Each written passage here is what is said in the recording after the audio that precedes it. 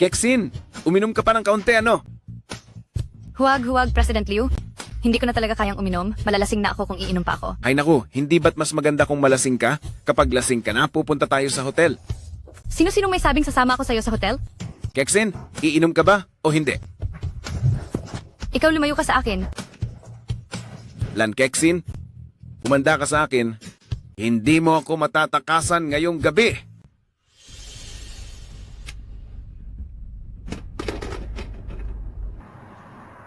Hello? Yes, you? Hindi ba't sabi mo isasalubungin mo ako? Nandito na ako sa Emperor Grand Hotel. Nasaan ka na?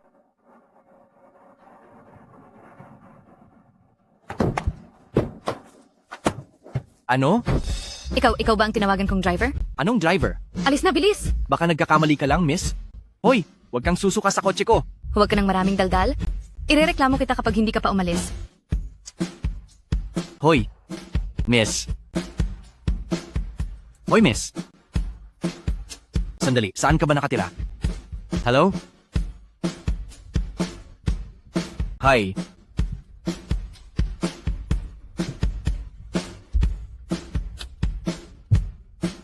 Hoy, miss, hoy, dahan-dahan lang. Ang init. Hoy. Miss, ikaw. Ang init. Sandali, miss. Miss, umayos ka naman. Miss. Tulungan mo akong magtanggal nito. Tutulungan kita? Teka. Sandali. Miss, wag kang ganyan. Hoy.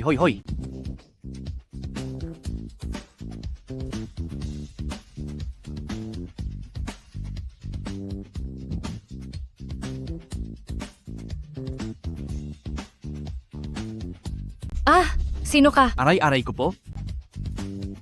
Anong ginagawa mo sa kama ko? Sasabihin ko sa'yo, kailangan ba talagang gamitan ng ganyang kalakas na puwersa?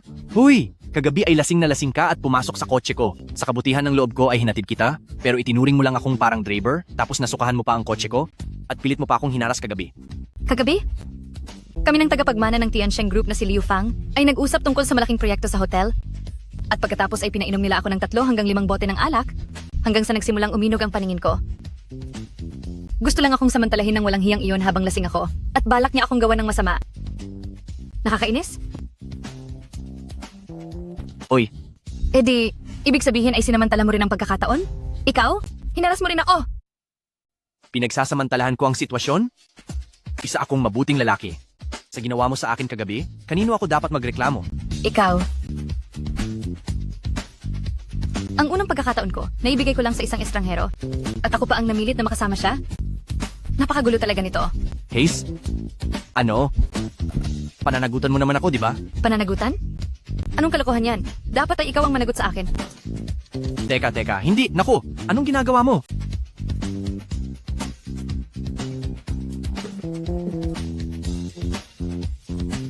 Heto ang 5,000 dolyar. Kunin mo! Ilihim mo na lang ang nangyaring ito, tayo lang dapat ang makaalam. Huwag kang magsasabi kahit kanino. Sandali. Anong ibig mong sabihin? Gusto mo akong paalisin sa halagang 5,000 dolyar lang. Pagkatapos ng lahat ng ginawa ko kagabi, 5,000 dolyar lang ang halaga ko? Ikaw walang hiya ka, bastos! Hoy, Anong pangalan mo? Li Xiangyang. Bakit? Gusto mo na bang magpakasal sa akin? Ikaw? Napakakapal talaga ng mukha mo. Gumamit ka ba niyan kagabi? Anong yan? Hoy, babae ka ba talaga? Saan ka nakatingin? Li Xiangyang, babalaan kita. Ako si pamilyang Lani Kalawang binibinilang Kexin. Huwag mo nang ipakita uli ang mukha mo sa akin.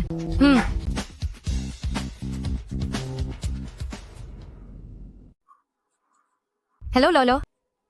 Ano? Si Liu Fang ay inaanyayahan ako para sa tanghalian upang pag-usapan ng pakikipagtulungan? Sige. Naintindihan ko na po. Liu Fang? Hindi ako naniniwala na ngayong dirikang araw ay may magagawa ka pa sa akin.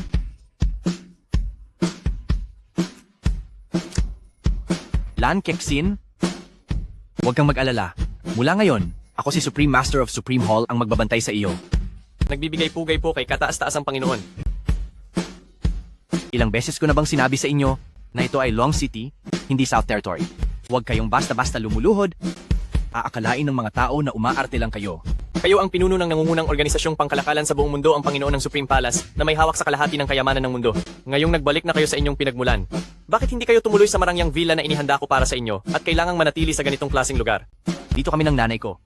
Tumira mula bata pa ako? Hindi ito mas masahol pa sa kahit anong marangyang palasyo na inihanda nyo?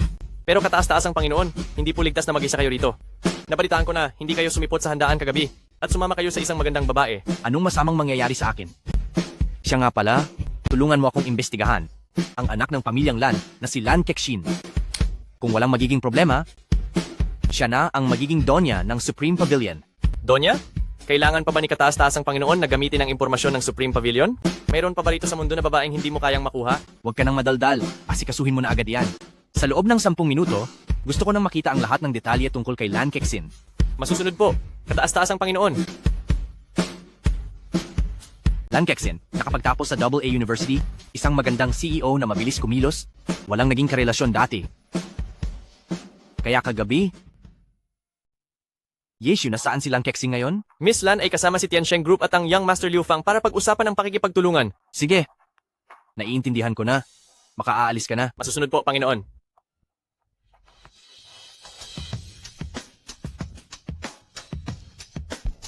Kayong mga inutil. Kahapon, kahit isang lasing na babae lang ay hindi nyo pa nahuli. Mas maigi pang mag-alaga na lang ako ng aso kaysa sa inyo. Kasalanan po namin. Young Master, 30 minuto na ang nakalilipas. Ang babaeng iyon na si Lan Kexin, maglalakas loob pa kaya siyang bumalik? Pero sigurado akong darating siya dahil ang proyektong ito ang huling pag-asa ng pamilyang Lan. Oh, si Kexin pala, dumating ka rin. Halika, maupo ka muna, uminom muna tayo ng ilang baso. President Liu, nandito tayo para pag-usapan ang pakikipagtulungan. Hindi makabubuti kung malalasing tayo at mawawala sa focus. Hala, maging ako ay para sa iyo na. Anong ikinatatakot mo? Liu Fang, huwag mong isiping hindi ko alam ang pinaplano mo. Ayaw ko na sa proyektong ito. Hoy, wala kang hiya, Liu Fang. Nakatakas ka nung isang araw, pero ngayon hindi ka na makaliligtas sa mga kamay ko. Kung sasama ka lang sa akin ngayong gabi, kahit anong proyektong gusto mo, ay ibibigay ko sa iyo. Sa tingin ko ay pumayag ka na sa akin. Nangahas kang galawin ng babae ko, humanda ka. Liu Fang, wala kang hiya. Sino ka bang bata ka? Naglakas loob kang sirain ang diskarte ni Liu Fang? Siya ang fiancé ko. Fiancé? Haha, ito lang. Naka-shorts lang at tsinelas. Tapos sasabihin mong fiancé. Hahaha. Li Xiangyang, tara na, alis na tayo. Harangin niyo siya. Liu Fang, ano bang binabalak mo? Huwag kang gagalaw. Anong trabaho nitong lalaking to? Ang trabaho ko, wala kang karapatang malaman. Wala raw karapatang malaman. Sa tingin ko, isa ka lang standby at walang silbi. Hahaha, sinasabi ko sa'yo, hiwalayan mo na agad ang lalaking tong palamunin at sumama ka na lang sa akin. Kung sino ang makakasama ko ay walang kinalaman sa'yo. Itong lalaking to. Ang payat-payat, hindi ko alam kung may ibubuga ba siya pagdating sa kama. Hahaha. Naglakas loob kang sabihing wala akong silbi. Tatapusin kita. Oh, lalaban ka pa talaga. Tss, Tigil, sino ka naman? naglakas loob kang bastusin ang ating pinuno. Paparusahan ka namin ng matindi. Ikaw. Yeshu, bakit kayo naririto? Opo.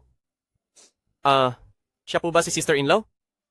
Yeshu, sino ang nagbigay sa inyo ng pahintulot na kumilos ng mag-isa? Ako po.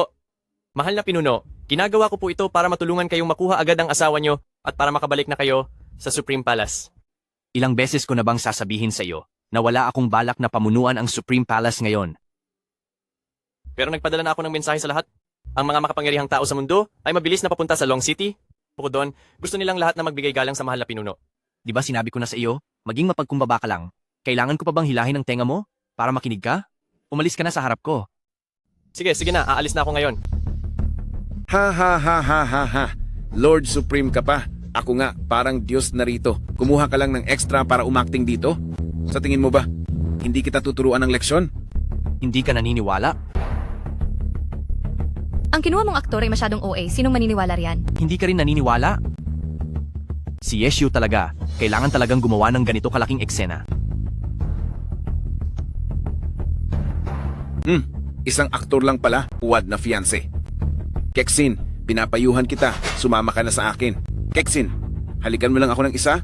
Sisiguraduhin ko na lahat ng negosyo sa Tiansheng Group ay mapupunta sa pamilyang Lan ninyo. Gusto mo pang halikan ng babae ko? Ikaw na ang pinakamayabang na taong nakilala ko. Talagang wala kang alam sa kakayahan mo. Narito, ang $2,000. Pagkatapos bayaran ng aktor, lumayas ka na sa harap ko hanggat maaari. Sino ka ba sa akala mo? Hindi ka karapat-dapat na hamunin ako. Ikaw, ano pang tinatanga-tanga nyo? Hawakan nyo siya. Lumayo ka kay Lan Kexin, kung hindi, ang pamilyang Liu ay mawawala na sa Long City. Hinahamon mo ba ako? Sinasabi ko sa'yo, sisiguraduhin kong sa Long City ay hinding-hindi mo na makikita ang sikat ng araw bukas. Ang lakas pa rin ng loob mong sumagot. Li Xiangyang, hayaan mo na. Hahayaan na lang natin? Baka isipin ng lahat na kaya na nilang banggain ako sa hinaharap. Sige, sige. Pakawalan nyo ako! Pakawalan nyo ako! Pakawalan nyo ako! Sige, papakawalan kita. Pero paano ang kontrata ng pamilyang Lan? Sige, sige. Pipirmahan ko na. Kayong mga tao dyan, bilisan nyo at dalhin dito ang kontrata. Ayos na, wifey. Huwag mo akong tawaging wifey. Bakit hindi? Hindi ba wifey na kita? Sabi mo nga di ba, ako ang fiancé mo? Tsaka, may nangyari na sa atin? Kaya bakit hindi kita pwedeng tawaging wifey? Ibig Yung sabihin ba nangyari noon yun? ay, nakuha mo na ang gusto mo tapos tataguan mo na lang ako? Dahil ba doon ay kailangang wifey na agad ang tawag mo? Hais, tara na. Salamat nga pala. Dahil tinulungan mo ako, at dahil din sa'yo kaya nakuha ang kontratang ito. Kaya lang, nakakatakot ang Tiansheng Group dahil sa ugali nila. Siguradong hindi sila titigil ng ganoon na lang. Pamilya naman tayo kaya huwag ka nang magpasalamat. Ibigay mo na lang sa akin ang maraming anak. Ang taas ng pangarap mo. Narito ang $100,000. Walang password yan. Sapat na yan para sa gastusin mo muna. Seryoso ka ba, wifey? Papaalisin mo na lang ako ng ganito?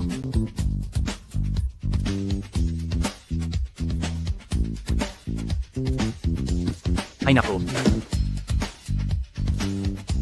Hindi mo ba alam na nakikipagbiruan lang ako? may 3 patakaran ako para sa iyo. Una, huwag kang papasok sa kwarto ko nang walang pahintulot.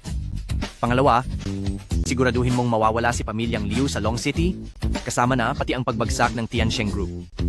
Pangatlo, sabihan ng malalaking kumpanya sa ibang bansa na bigyan ang Lan Kexin ng mga proyektong nagkakahalaga ng milyon-milyong dolyar. Pero pag-aari niyo po ang Tiansheng Group, di ba? Talaga po bang pababagsakin niyo ang sarili niyong negosyo? Anong nangyari? Noong 3 taon na ang nakakalipas, maraming nangyari noon. Kaka-acquire lang ng Tiansheng Group sa Supreme Palace at ako si Yeshu, ang mula sa Tiansheng Group, na siyang may kontrol sa likod nito, habang kayo naman po ang pinaka-boss. Oh? Magkano ang market value nito? $5 bilyong po. Maliit na halaga lang po. 5 bilyon lang pero hinayaan mo pa rin pumasok sa Supreme Palace? Ngayon, wala na bang takot pumasok sa Supreme Palace kahit wala pang $100 bilyong ang market value? Wala lang po akong ginagawa kaya kumuha lang ako ng maliliit na negosyo. Sige na, mag-ingat ka na sa susunod kapag kumukuha ka ng mga tauhan. Gawin natin ito. Kung ano man ang mangyayari sa pamilyang Liu, hayaan nating si Lan Kexin ang magdesisyon. Tungkol naman sa Tiansheng Group, ibigay mo na rin iyan bilang regalo kay Lan Kexin. Naintindihan ko po. Aasikasuhin ko na po agad.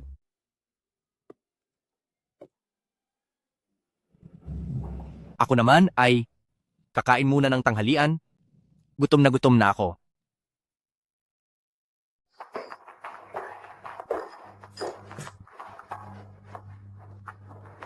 Li Xiangyang? Huy, Lutaw. Uy, lumang kaklase. Matagal na rin tayong hindi nagkita. Oo nga, matagal na. Nabalitaan ko na para magkapera pang gamot sa nanay mo. Pumunta ka pa sa ibang bansa para magmina ng uling. Akala ko ba ay wala ka na? Magmina sa ibang bansa? Saka wala na ako? Ha ha ha. Hoy, anong ginagawa mo? Ang dumi-dumi. Li Xiangyang. Sa harap ng maraming tao, pwede bang ayusin mo ang itsura mo? Ang damit ng girlfriend ko? Nagkakahalaga ng ilang libong dolyar. Kaya mo bang bayaran yan? Nadumihan lang naman ang damit? Lalabhan lang yan. Halika rito. Maupo ka. Bilang magkaklase noon, matagal din tayong hindi nagkita, magkwentuhan muna tayo.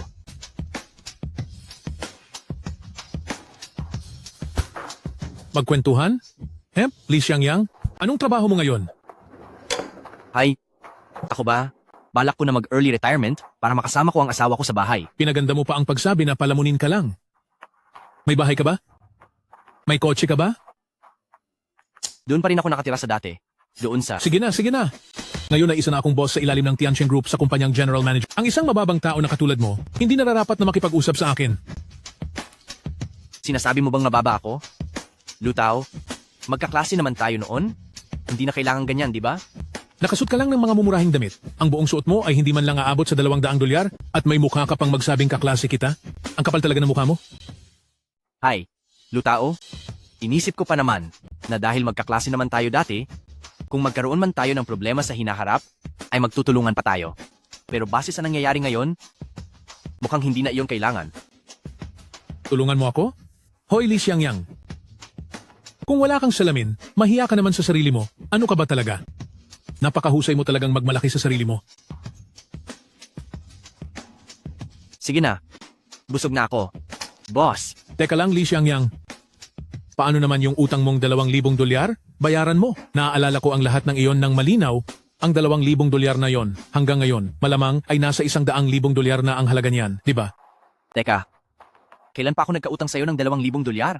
Noong nagkasakit ang nanay mo, pumunta ka sa bahay namin para manghingi ng $2,000. Nakalimutan mo na ba? Pero tanda ko iyon ng malinaw.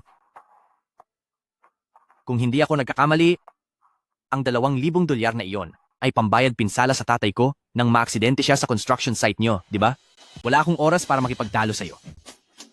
Sandali. Kung hindi ka magbabayad ng utang ngayon, huwag kang aasa na makakalabas ka ng pintong ito. Magkano po ba ang utang niya sa inyo? Sino ka ba? Si Li Xiangyang, siya ang mapapangasawa ko. Magkano ang utang niya sa iyo? Ako na ang magbabayad. Wife, huwag kang makinig sa mga sinasabi niya. Wala akong utang sa kanya. Aba, Li Xiangyang. Kaya naman pala ang yabang mo. Nakabingwit ka nga pala ng mayamang babae. May utang ka sa aking $100,000. Magbayad ka na. Layas, wag na wag ka nang magpapakita sa kanya uli. Teka, totoo ba ito?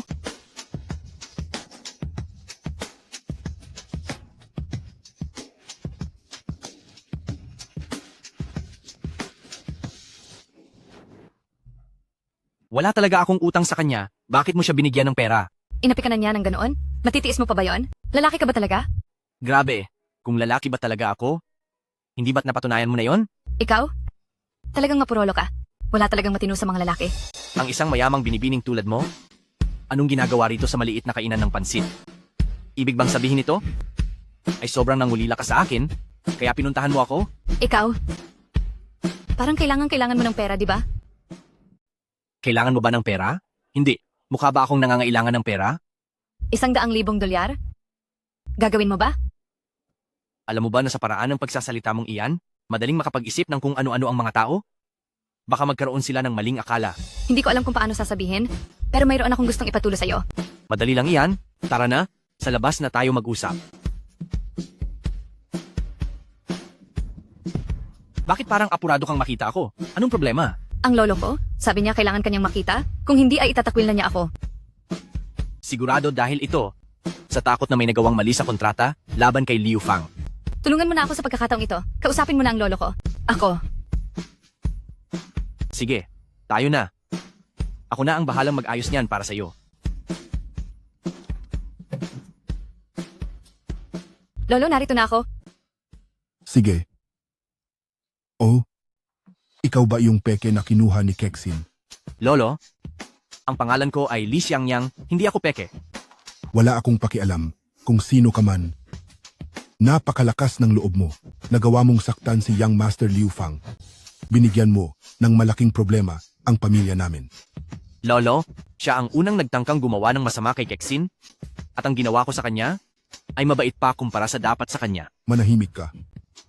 Ang mga usapin sa pamilya namin ay walang karapatang pakialaman ng isang tulad mong tagalabas. Ay naku, lolo, huminahon po muna kayo. Tungkol sa kontratang ito, kung hindi talaga para sa atin, pabayaan na lang po natin. Anong malay mo? Ang buong pamilyang Lan umaasa sa kontratang ito para mabuhay. At si Master Liu Fang ay isang pambihirang tao. Noong magkasama na kayo ng maayos, ay bigla niya itong sinira. Anong gagawin natin ngayon? Oh, anong nakapagdala sa inyo rito? Wala kaming kinalaman sa nangyari ngayon. At hinding-hindi, hahayaan na maagrabyado kayo ng ganoon. Ang may sala na iyon ay hinding-hindi namin kilala. Ngayon, inaanunsyo ko na lahat ng pagmamayari ng Tiansheng Group ay ibinibigay ko na sa Lan Kexin nang walang kapalit. Ibibigay sa akin? Ha ha ha, President Liu. Ang ibig mo bang sabihin ay ibibigay mo ang napakalaking negosyong ito nang walang kondisyon sa ate ko? Oo, Tumahimik ka, Young Master Liu. Sigurado ka bang hindi ka nagbibiro? taos puso po akong nagsisisi. Umaasa ako na mapatawad ako ni President Lan. Sige, sige, sige. Pinatatawad ka na namin. Hindi sapat na ikaw ang magpatawad. Dapat si President Lan mismo ang magpatawad sa akin. Sige na nga. Kahit na walang hiya ang mga ginawa ni Liu Fang, dahil nagsorry ka naman ng kusa, papalagpasin ko na ito. Salamat, maraming salamat sa iyo, President Lan. Salamat, President Lan. Napakabuti mo talaga. Maraming salamat, President Lan. Sinasabi ko sa iyo, siya ang babaeng pinili ng isang malaking boss, kaya mas mabuting huwag mo siyang pangarapin. Dahil kung hindi, hindi tayo matatapos. Napakaganda ng mood ko ngayon. Dahil sa ingranding handaan para kay pamilyang Lan. Magpakasaya tayo at uminom hanggang sa malasing. Tungkol naman sa peking ito, itapon niyo siya palabas. Walang utang na loob ang matandang ito. Ang pagbigay ng Tianxiang Group kay pamilyang Lan ay dahil lahat sa akin. Sa totoo lang, ako ang tunay na makapangyarihang boss at gusto ko si Lan Kexin. Hindi mo ba alam ang sinasabi mo? Mga tao, palayasin niyo siya. Nagbibigay-pugay po kay kataas-taasang Panginoon. Kataas-taasang Panginoon, Ito na naman ba ang pakulo mo? Kung ganoon, papaalisin ko na sila. Ay, wag naman po. Ay, sir. Kayo po ang magulang ng ikakasal, di ba? Heto po ang listahan ng dote. Pakitingnan po. At pumili po kayo ng magandang araw para sa pagpapakasal. pagpapakasal. Sino ka ba? Nakalimutan kong magpakilala, ako ang kinatawan ni kataas-taasang Panginoon na. Tama na yan. Isang marangyang yate. 100 pribadong helicopter. 100 malalaking eroplano. 500 ektarya ng pribadong lupain. 50 pribadong isla. 100 tonelada ng ginto. Tingin mo ba sa akin ay uto-uto? Lumayas ka. Matanda na. Huwag po kayong masyadong mabigla. Para po sa amin, maliit na bagay lang po ang lahat ng ito. Saan ba galing ang mga taong ito? Bakit ka ba umaarte dito sa harap ko, pamilyang Lan? Umalis ka na dito. Sandali lang po, matanda na. Andito po kami para sa isang alok ng kasal. Tapos ka na ba? Huwag kang magpahiya dito. Kung hindi kayo naniniwala, sir, gusto nyo bang ipakuha ko yung eroplano at dalhin dito pati na yung yate? Sa tingin nyo po, maaari? Walang maaari. Bibigyan kita ng 5 segundo para mawala sa paningin ko. Kung hindi ay umalis ka na. Ano na naman bang nangyayari dito? Aalis na lang ba siya ng ganoon? Ang mga baliw na iyan, pwedeng pumunta kailanman nila gusto. Maayos ang timpla ko ngayong araw. Bigyan siya ng pagkain, pagkatapos kumain, ay paalisin na siya. Lolo, siya ang magiging asawa ko pagdating ng panahon. Bakit mo siya tinatawag na baliw? Peke siya, bakit mo siya tatawaging asawa? Nagdala ang lalaking ito ng mga artista dito sa bahay para umarte. Huwag kang magpapalinlang sa kanya. Lolo, wag po kayong mag-alala. Alam ko po ang ginagawa ko. Hindi ba may appointment po kayo? Sa kapitbahay nating si Tito Leo para maglaro ng chess? Sige na po, pumunta na kayo. Habang mas gwapo ang isang lalaki, mas lalo itong manloloko. Kailangan mong mag-ingat.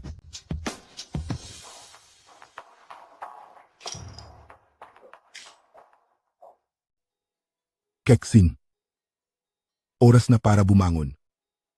Ngayon ang araw ng pagpunta mo sa Tianxiang Group bilang bagong CEO sa unang araw mo, kaya hindi ka na dapat magpuyat.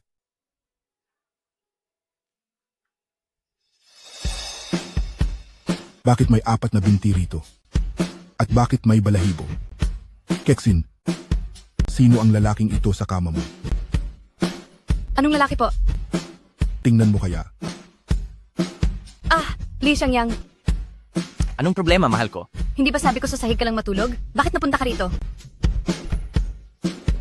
Masyado kang naging agresibo kagabi. Hindi na kita napigilan. Ay naku.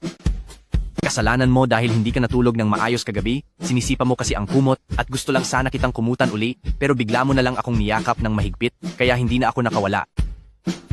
Umalis ka nga rito. Nagtabi kayong matulog kagabi? Hindi po sa ganoong paraan, Lolo. Siya? Kahit noong isang gabi, ay hindi rin nakatulog ng maayos. Magkasama rin kayo noong isang gabi? Hindi. Lumayas ka dito. Aray. Aray. Ay sus, Li Xiangyang, ikaw. Nasayang lang ang binayad ko para manahimik ka. May lakas ka ng loob, bata. Nahamakin ang apo ko. Lumabas ka diyan.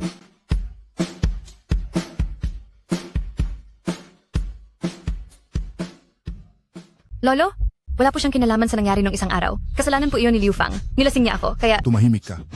Wendong, parusahan mo ang lalaking iyan. Lolo? Basura. Noon pa kita hindi gusto. Ako. Ikaw. Hello? May malaking problema. May anomalya sa pananalapi ng Tianxiang Group. Huwag nating pag-usapan ang 5 bilyong dolyar na halaga ng kumpanya dahil kahit 1 milyong dolyar ay wala sa kanila. Hindi mabayaran ang mga utang at hindi makuha ang mga pautang sa iba. Isang walang kwentang kumpanya na lang ito. Ang utang. Magkano lahat? 5 bilyong dolyar po. Kaya naman pala ibinigay nila sa atin ang kumpanya. Dahil ito ay isang patibong para mahulog tayong lahat doon. May paraan pa ba para maayos ito? Ibalik na natin ngayon ang grupo kay Liu Fang. Sa tingin mo ba ay pwede pa iyon? Hindi na mahanap si Liu Fang, hindi na rin pumaabot ang numero niya.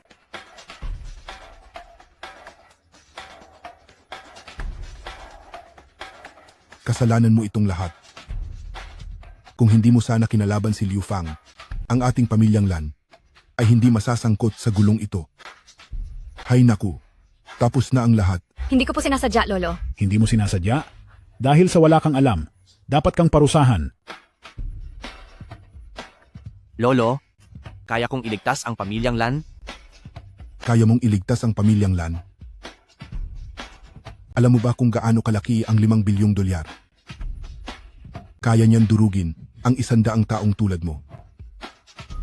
Ganito na lang, mangangako ako sa inyo, kapag hindi ko na iligtas ang pamilyang Lan, kahit anong parusa ay tatanggapin ko. Sige, kung maaari, kakakalimutan ko na ang lahat ng nangyari. Meron pa akong isang hiling. Gusto kong pakasalan si Lan Kexin. Ayokong makitang umiiyak ang babae ko. Gusto ko lang siyang makitang nakangiti. Kung papayag ka, ibibigay ko sa iyo ang buong mundo. Ang kakatwang aktor na ito, mukhang seryoso nga. Kexin, hintayin mo ako sandali. Hoy, Li Xiangyang, maghintay ka muna. Li Xiangyang, maghintay ka sabi. Ayan, bakit mo pa ako hinabol, asawa ko? Namiss mo ba ako agad? Paano ka nakipagpustahan sa aking lolo? 5 bilyong dolyar iyon. Hay nako, isang tawag lang yon? Sus, kayong mga aktor, bakit ang hilig nyo sa panaginip ng gising at ang hilig nyo ring magyabang? Sige nga, patunayan mo sa akin.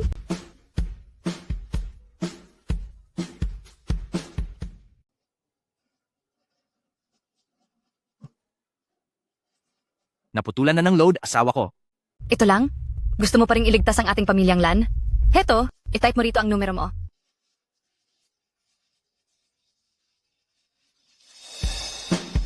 Nang makilala kita, naging malas na talaga ang buhay ko. Maliban sa napasama ako rito, kailangan pa kitang loadan? Natanggap ko na, asawa ko. Li Xiangyang, hindi ba binigyan kita ng 100,000 dolyar? Gamitin mo iyan para umalis sa Long City. Total ay hindi naman naniniwala ang lolo ko sa iyo. Hay, asawa ko. Magtiwala ka sa akin, siguradong maililigtas kita. Sisiguraduhin kong ikaw ang magiging pinakamasayang babae sa buong mundo. Sino yan? Hindi ko inaasahan ang pagdating ninyo, dakilang pinuno. Pwede bang huwag kang laging lumuluhod sa harap ko? Pasensya na, basta nakikita kita. Mahal na pinuno, parang hindi ako komportable kapag hindi ako nakaluhod. Tingin ko ay may problema na ang utak mo. Sige na, maupo ka na.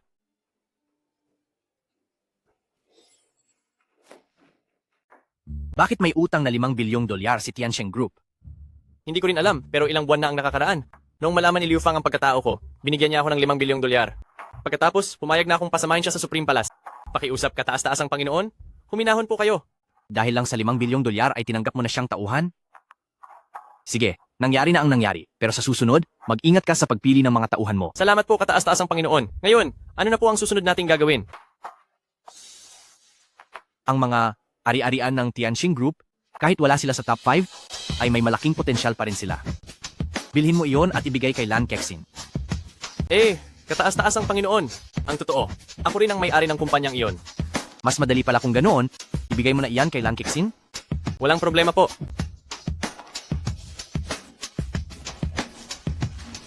Nagtataka ako. Biglang naayos ng perpekto ang lahat. At sabi rin ng lolo ko ay gusto kanyang makita. Pero huwag kang mag-alala, sisiguraduhin kong hindi kanya gagawa ng gulo ngayon. Sige, papunta na ako riyan. Ang batang ito, napakabilis talaga niyang kumilos. Hay, parang panaginip lang ang lahat. Sa loob lang ng hindi aabot sa kalahating araw, namuhunan na ang Tianxing Group bilang stockholder at ginawa pa tayong mga pangunahing stockholder. Tapos, ay sadyang itinalaga ka pa para maging presidente. Lolo, sa tingin niyo po, sino ba talaga ang nakalutas nito? Malalaman mo rin agad. Matandang Ginoo, maayos na po ang lahat. Para sa kasal namin ni Kexin, pwede na ba tayong pumili ng magandang petsa? Ipinatawag kita ngayon para tuluyan ng lumayo kay Kexin at siguraduhin mong mananatiling lihim ang bagay na ito. Yung ginawa mong pagpahiya sa akin, naaalala ko pa rin hanggang ngayon. Lumuhod ka muna at humingi ng tawad sa akin. At pagkatapos ay dumaan ka sa pagitan ng mga binti ko. Lolo, hindi ba sabi niyo kapag hindi ito tungkol kay Li Xiangyang, ay hindi niyo na siya pakikialaman? Huwag ka nang makialam dito. Li Xiangyang, wala ka na ba talagang hiya? Kung hindi ko nilapitan ang mabuting kaibigan kong si Young Master Feng, at hindi dahil sa kanya, malamang ay nabigo na tayo sa bagay na ito. Naintindihan mo ba? Ang apo ko at si Sir Pamilyang Feng ang mga tunay na may gawa nito at wala kang kinalaman dito kahit kaunti. Wendong, turuan mo siya ng leksyon.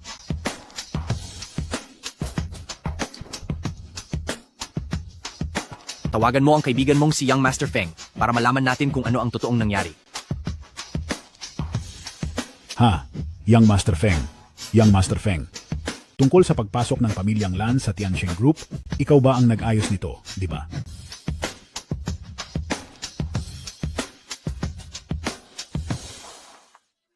Ano? Kung ganoon, sino ang gumawa niyan?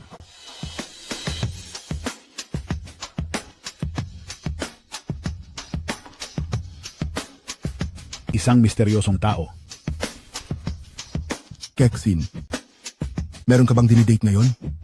Bilis, ikuwento mo na kay Lolo. Kasama ko, ayos na ba? Isa kang hamak naman loloko, bakit ka ba nangingialam? Layas, Kexin, kung hindi lang dahil sa miyembro ka rin ng pamilyang Lan, kahit sandaang pamilyang Lan pa yan, madali ko silang kayang pabagsakin. ikaw. Kexin, bahala ka na sa sitwasyong ito. Kapag nakita ko pa uli ang lalaking ito, paparusahan ko talaga siya. Ngayon lang ako nakakita ng taong mahilig magyabang at ang lakas pa ng loob na magsinungaling. Li Xiangyang, bibigyan kita ng 50 milyong dolyar. Maging personal bodyguard kita. Yung tipong hindi ako hihiwalayan kahit isang saglit. Lan Kexin, ang 50 milyong dolyar ay kayang umarkila ng lahat ng bodyguard ng Long City. Hindi papayag si Lolo sa kalokohang ito. Ang pamilyang Lana ang pangunahing shareholder ng Tianxing Group at ako ang piniling maging presidente. Anong masama kung gumastos ako ng 50 milyong dolyar para sa isang bodyguard? Kexin, wala akong pakialam sa pera. Hangal, hindi ka patatahimikin ni Lolo. Maging bodyguard kita dahil kahit papaano ay mapoprotektahan kita. Personal na bodyguard? Hindi talaga maghihiwalay? Ito ba? Yung tipong kahit sa paliligo ay susunod ka? Sige, tatanggapin ko ang pagiging bodyguard mo. Mauna na ako. Hay nako, sobrang gulo na nito. Sobrang gulo na. Hindi ko na kayang panoorin. Sa pagsasama niyo ng taong iyan, mawawala rin sa atin ang pamilyang Lan sa mga kamay mo. Lan Kexin, sasabihin ko sa iyo, kailangang parusahan na itong si Li Xiangyang. Ikaw? Ang tungkol sa pagbibigay mo sa akin kay Feng Tian, hindi pa tayo tapos magkwentahan dyan. Pupunta ako sa Tianxing Group bukas. Siya na ang personal bodyguard ko ngayon, kaya wag mo siyang pakikialaman.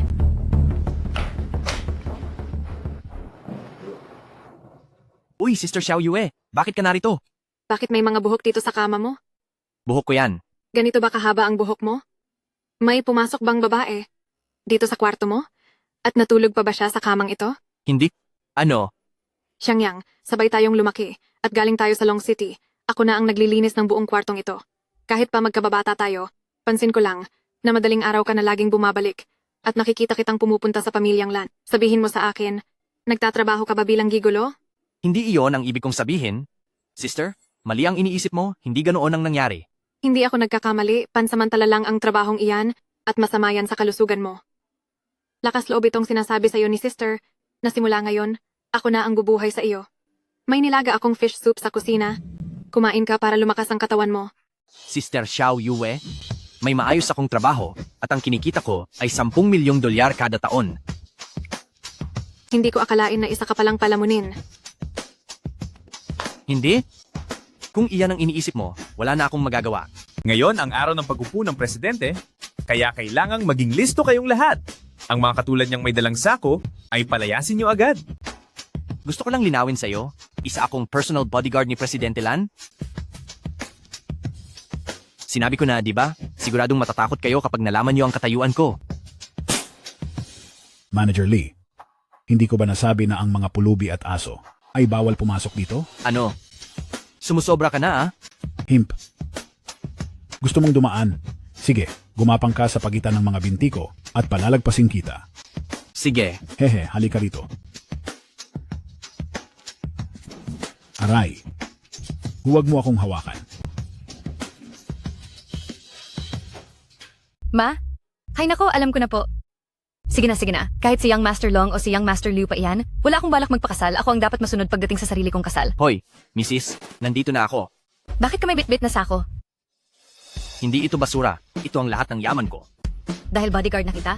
Pwede bang ayusin mo naman ang itsura mo?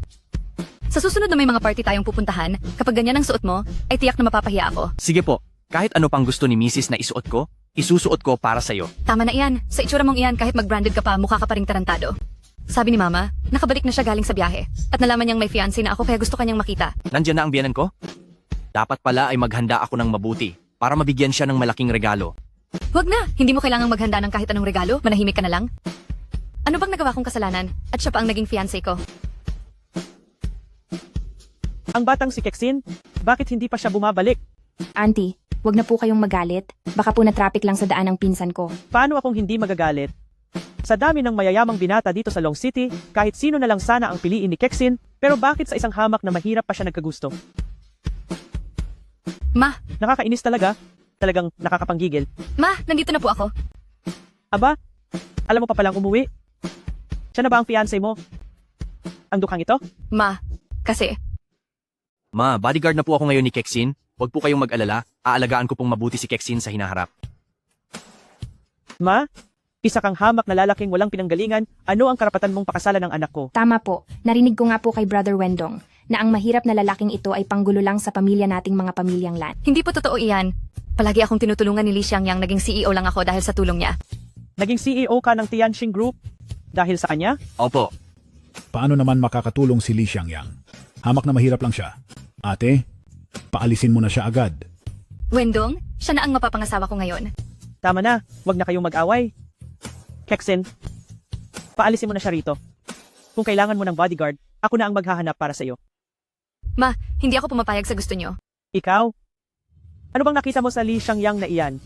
Kapag nagpakasal ka sa ganyang klase ng lalaki, magiging katatawanan ang pamilya nating mga pamilyang Lan. Tama ang mama ate. Nais mo bang mapahamak kaming mga pamilyang Lan? Nay, ako ang magdedesisyon para sa sarili kong kasal. Titiisin ko lahat kahit gaano pa ito kahirap. Ikaw talagang bata ka. Napakatigas ng ulo mo. Hemp. Ma, ang pinakaimportanteng bagay ngayon ay ang kaarawan ni Lolo. Tama. Ang lolo mo ay mahilig sa mga tipot na yari sa purple clay. Kung bibigyan natin siya ng sinaunang tipot na iyon, na Wendong, siguradong sa iyo na mapupunta ang posisyon ng tagapagmana. Tama ka, Kusin. Kapag naging tagapagmana ka na ng pamilyang Lan, wag mo po akong kalilimutan. Kusin Xiaoyu, ikaw ang pinakamabait simula noong bata ka pa. Huwag kang mag-alala, hindi kita pababayaan. Salamat po, Brother Wendong. Ngunit ang tipot na ito ay nagkakahalaga ng 5 milyong dolyar at napakabihira pa nito. Kaso, nabili na ito ni Young Master of the Song family. Nako, paano na ang tipot na iyan? Kayong magkapatid, sino ang makakagawa ng paraan? Ang Young Master Song na iyon ay iresponsable, masama ang timpla at hindi interesado sa pera. Sino ang makakakuha ng tipot mula sa mga kamay niya? Hayaan nating si Kexin ang pumunta. Ang ganda naman ni Sister Kexin, baka mamaya ay maakit niya si Young Master Song. Kilalang babaero si Young Master Song. Ayokong pumunta. Uy, Kexin, ginagawa lang namin ito para sa ikabubuti mo. Kapag nagustuhan ka ni Young Master Song, hindi lang dahil sa magiging mayaman ka, kung hindi ay dahil makukuha mo rin ang tiyaan ni Elder Gu nang wala ka kahit isang kusing nagagastusin. Hindi ako pupunta, ikaw na lang ang magpaakit sa kaniya. Auntie, tingnan niyo po ang pinsan ko. Bakit parang ako pa ang naging masama? Ang bait ko na nga, ganyan pa siya sa akin. Xiaoyu, alam ni Auntie na mabuti ang intensyon mo. Lan Kexin, para sa handaan ni Lolo, dapat ka rin gumawa ng paraan para makatulong. Kaya tungkol doon sa tsaa, ipapaubaya ko na iyan sa iyo. Huwag kang matakot lang, Kexin. Tsaa lang naman iyan, di ba? Ako na ang bahalang kumuha niyan para sa iyo. Yeshu, yung tsaa na gawa ni Elder Gu ay binili na ni Young Master of the Song family. Bilhin mo yon at ipadala kay pamilyang Lan po. Sige. Basura na hampas lupa. Ang galing mo ring umarte, ha? Talaga bang ikaw ang makakapagpapilit kay Young Master Song na kusa niyang ibigay sa iyo ang tsaa? Totoo. Nagpapanggap lang naman siya. Nakakatawa ka talaga. Kexin, hahayaan mo ba ang bodyguard mong ito na manggulo na lang dito? Paalisin mo na siya agad. Kung hindi ka paalisin ni Kexin, ako mismo ang magpapalaya sa iyo. Pamilyang Songsong Hautian. Nandito ako para bigyan ng pamilyang Lan ng isang sinaunang gawang kamay na takiling na nagkakahalaga ng 5 milyong dolyar. Aba, hindi ba't ikaw si Young Master Song? Sa pagpunta mo rito, tunay na nagningning ang aming pamilyang Lan dahil sa iyo? Pero, ito ba talaga ay isang takiling na regalo para sa aming pamilyang Lan? Ang Young Master Song na ito, kaya ba parang hindi niya ako pinapansin noong huli? Dahil ba pakipot lang siya? O baka naman na love at first sight na siya sa akin? Kaya ba? Nagregalo pa siya ng takiling para mapalapit sa akin? Young Master Song, masyado naman po kayong mapagbigay.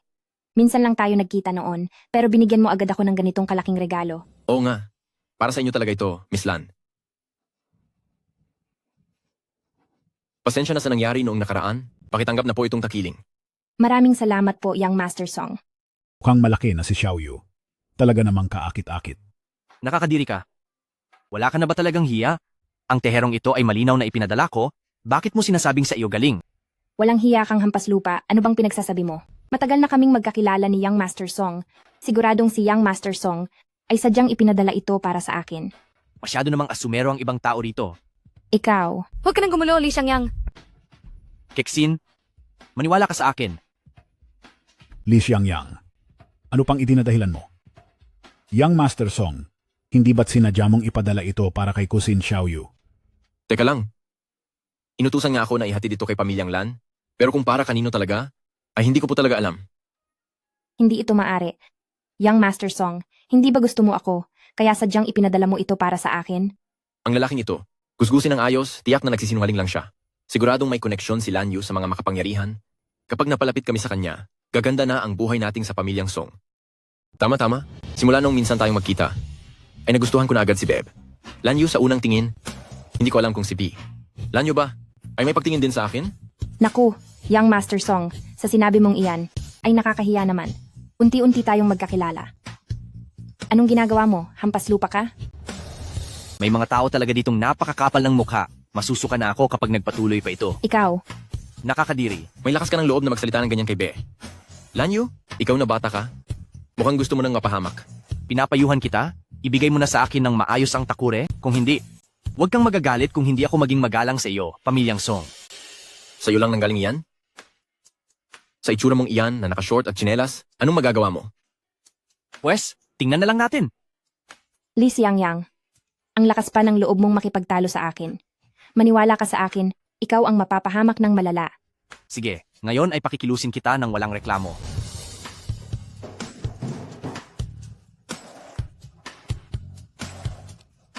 Hello, Yeshu. Sa loob ng 3 minuto, pumunta ka sa pamilyang Lan. Bilisan mo.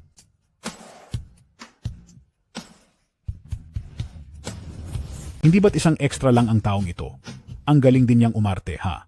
Li Xiangyang, itigil mo na ang pag-arte. Sa tingin mo ba ay mareresolba mo ito gamit ang ilang kinuha mong extra lang? Umalis ka na muna, ako na ang bahala rito. Kexin, maghintay ka lang at tingnan mo, talagang maipaghihiganti kita sa kanila. Hampas lupang talunan. Masyado ka na yatang nagmamayabang ha? Hoy! Bitawan mo siya! Bakit ka nananakit ng tao? Ang hambog at mahirap na ito ay talagang dapat lang parusahan. Tumigil kayo! Aking Panginoon, ayos ka lang ba? Ayos lang ako. Kinuha nila ang Zisha teapot. Bilis, bawiin mo iyon para sa iyong hipag. Masunod po. Hoy, bakit nyo ninanakawan ng harapan ang mga tao? Ganoon na nga. Sino ka ba? Ang lakas ng loob mong hawakan si Song Hautian. Gusto mo na bang matapos? Sa tingin ko, ikaw ang dapat maturuan ng leksyon. Ang lakas ng loob mong hawakan ng Panginoon ng Supreme Palace. Ano? Paano nangyari ito? Ang ekstrang ito ay ang pinuno ng Supreme Palace? Young Master Song, huwag kang pauto sa ekstrang ito. Nag-aartista lang ulit siya. Oo nga, ilang beses na niyang ginawa iyan. Sino naman ang maniniwala sa kanya? Kukunwari ka lang? Yeshu, tapusin ang Long City Pamilyang Song, ipadala ang buong pamilya sa Africa para magtrabaho? Masusunod po. Hahaha. Gaya ng inaasahan, umaarte lang siya. At balak mo pa talaga akong tapusin? Sa buong Long City, walang sino man ang makakabuwag sa aming pamilyang Song. Talaga ba? 3? 2? 1?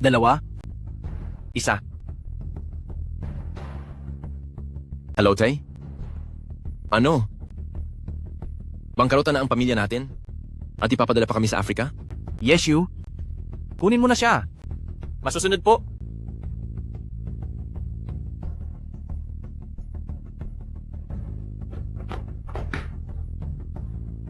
Ang pamilyang Song na may milyon-milyong dolyar, bigla na lang nawalan ng pera. Maari kaya na ang pobreng lalaking ito ay talagang makapangyarihang tao? Ma, paano namang mangyayari iyon? Mga aktor lang ang kinuha niya. Ilang beses na niyang ginagawa ang eksenang ito? Sino namang maniniwala rito? Umaarte? Ang tsarera na iyan ang pinabigay ko kay Young Master Song. Kung tunay man o peke iyan, hindi niyo pa rin ba makita ang kaibahan? Ito ay tunay ngang napakamahal. Subalit, regalo ito para kay Xiao Yukusin, kaya wala kang kinalaman dito, hindi ba? Kayo sa mga lan talaga. Wala nang pinipiling oras sa pagiging hindi makatwiran. Puro kayo kasinungalingan. Ikaw, Tama na siyang Yang. Huwag mo na siyang sagutin. Hindi. Keksin, magtiwala ka sa akin.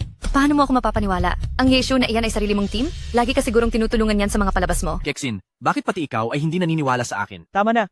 Wendong, palabasin mo na agad ang manlolokong iyan.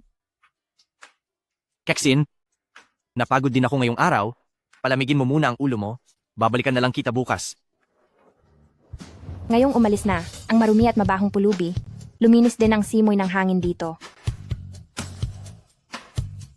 Hindi ba?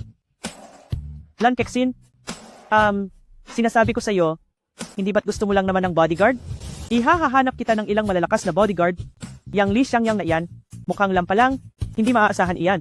Ma, wag mo na akong pakialaman please. Hindi ko hahayaang iwan ako ni Li Xiangyang. Ikaw, bilang iyong ina, wala na ba akong karapatang pagsabihan ka?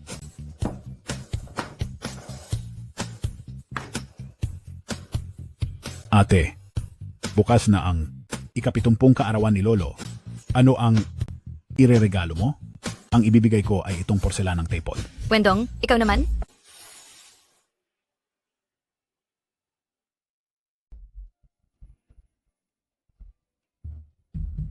Sinasabi ko sa iyo, Keksin, alam mo ba talaga ang ginagawa mo? Ang selyadong tsaa na ito, kami ang nagregalo nito, at wala itong kinalaman sa iyo. Tama, Keksin. Kapag hindi ka nagdala ng regalo bukas, magagalit si Lolo at hindi ka niya pipiliing maging tagapagmana, kaya huwag mo kaming sisisihin. Kung hindi ka namin pinaalalahanan. Pinsan na Xiaoyu. Tara na.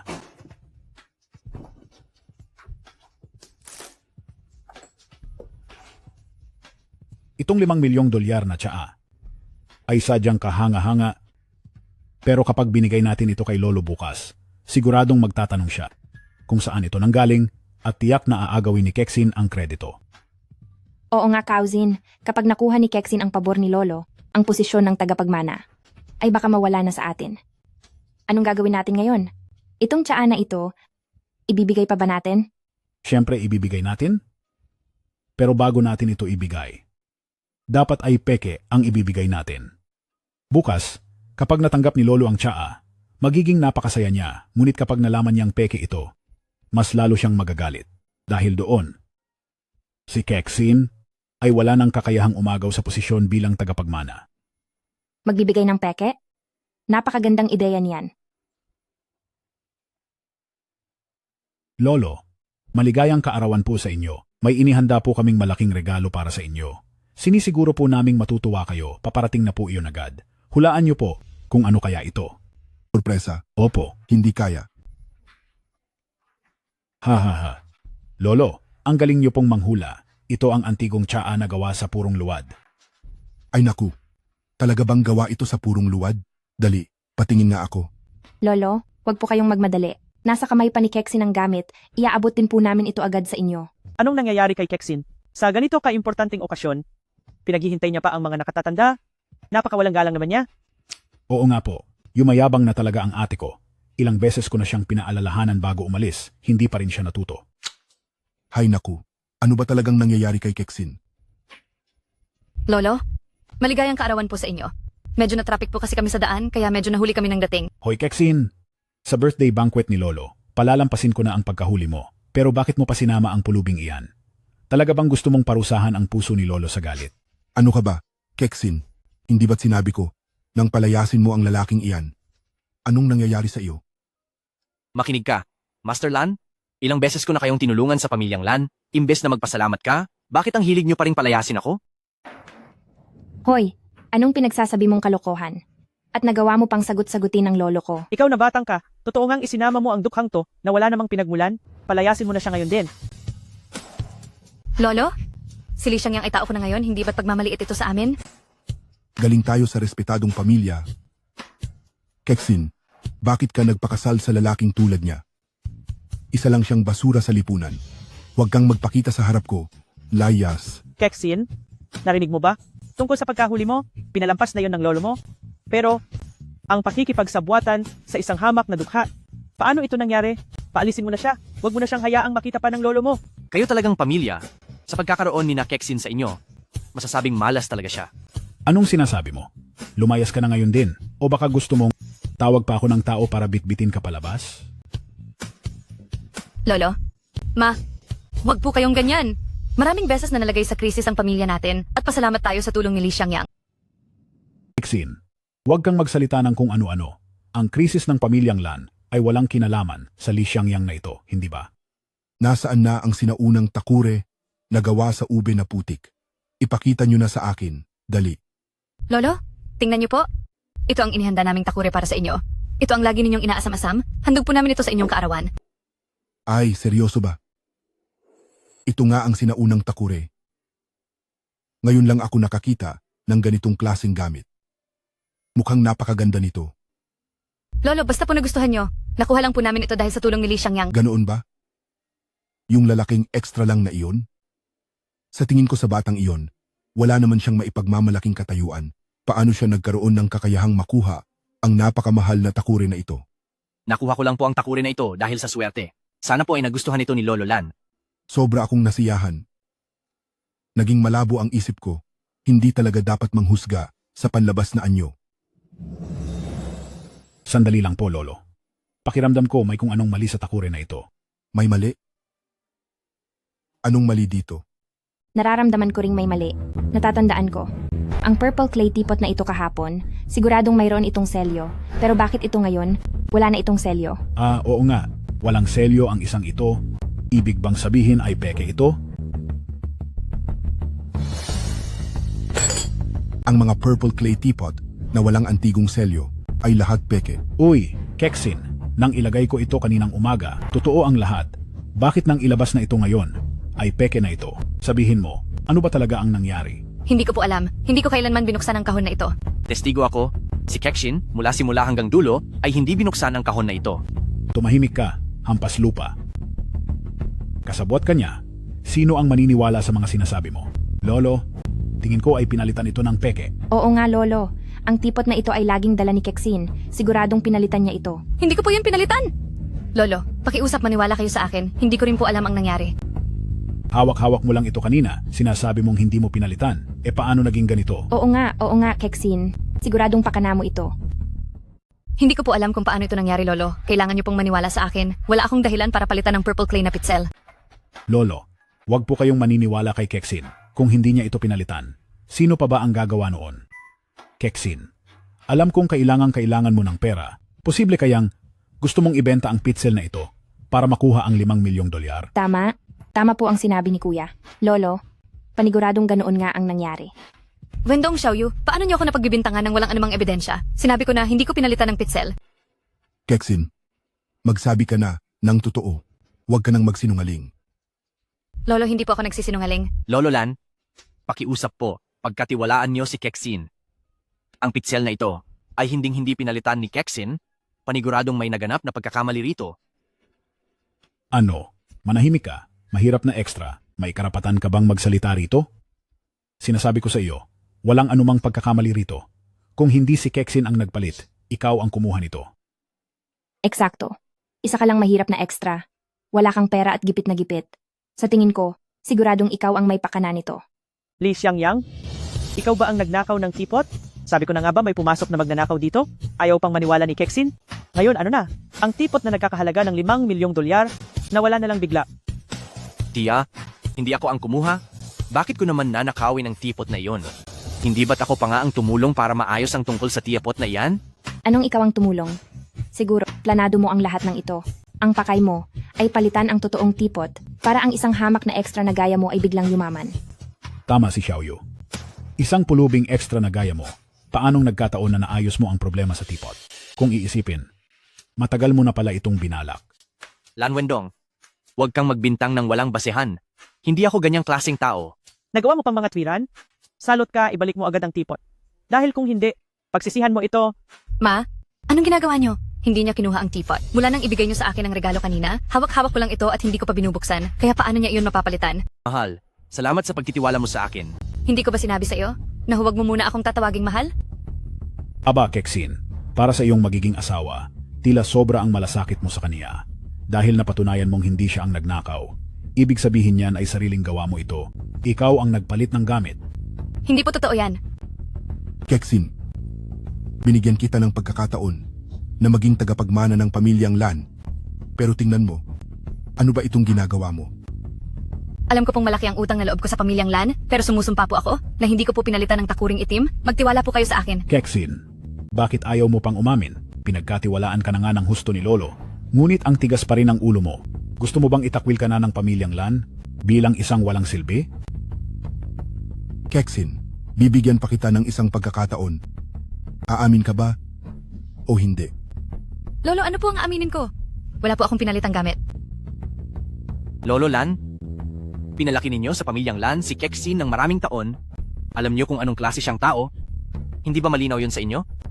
Ginigarantiyahan ko po na sa pagkakataong ito tungkol sa napalitang gamit, ay hinding-hindi si Kexin ang may gawa. Sa halip, posibleng may gustong sumira sa kanya. Manahimik ka na lang. Anong sinasabi mong paninira? Akala mo ba nasa teleserye tayo? Lumuhod ka at humingi ng tawad. Hindi ako luluhod. Nagmamadali kayong pilitin akong umamin. Sa tingin ko, kayong nagpalit sa takuri, di ba? Ikaw, nagsisinungaling ka. Hindi namin pinalitan yon. Bakit ka guilty? Lolo, tingnan nyo kung gaano sila ka-guilty. Ang takuri, siguradong sila ang nagpalit. Lan Yu, anong nangyayari? Magsabi ka ng totoo. Ako po. Ako. Lan Wendong, pinapayuhan kita na huwag kang makialam. Si Lan Yu ang tinatanong ni Lolo. Lan Wendong, manahimik kayong lahat. Lan Yu, sabihin mo ang totoo sa akin. Kapag nagsinungaling ka, lumayas ka sa pamilyang Lan. Lolo, hindi po namin sinasadya. Lapastangang bata. Lumuhod ka. Lolo, patawad po.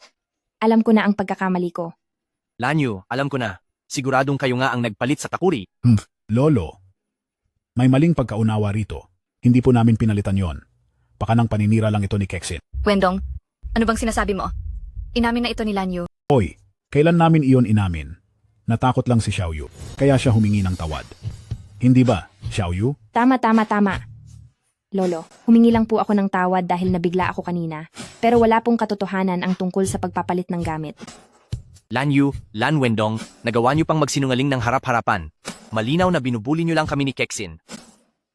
Hoy, tingnan mo ang posisyon mo. At tingnan mo kung sino ako. Bakit naman kita kailangang frame up in?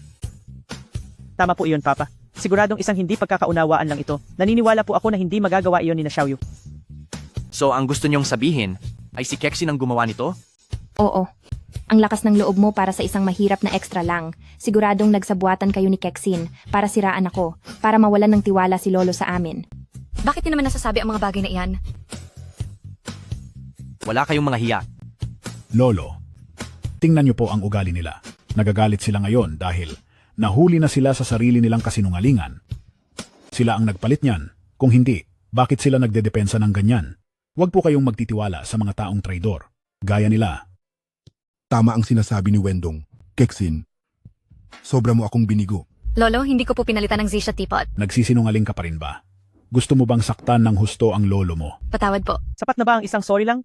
Dahil alam mo nang nagkamali ka, lumuhod ka na at humingi ng tawad. Lolo, sumusumpa po ako. Wala akong ginawang masama sa teapot. Maniwala po kayo sa akin, pero ano man ang mangyari, kasalanan ko po na nawala ang teapot. Luluhod ako, wag na po kayong magalit, baka masama ito sa katawan nyo.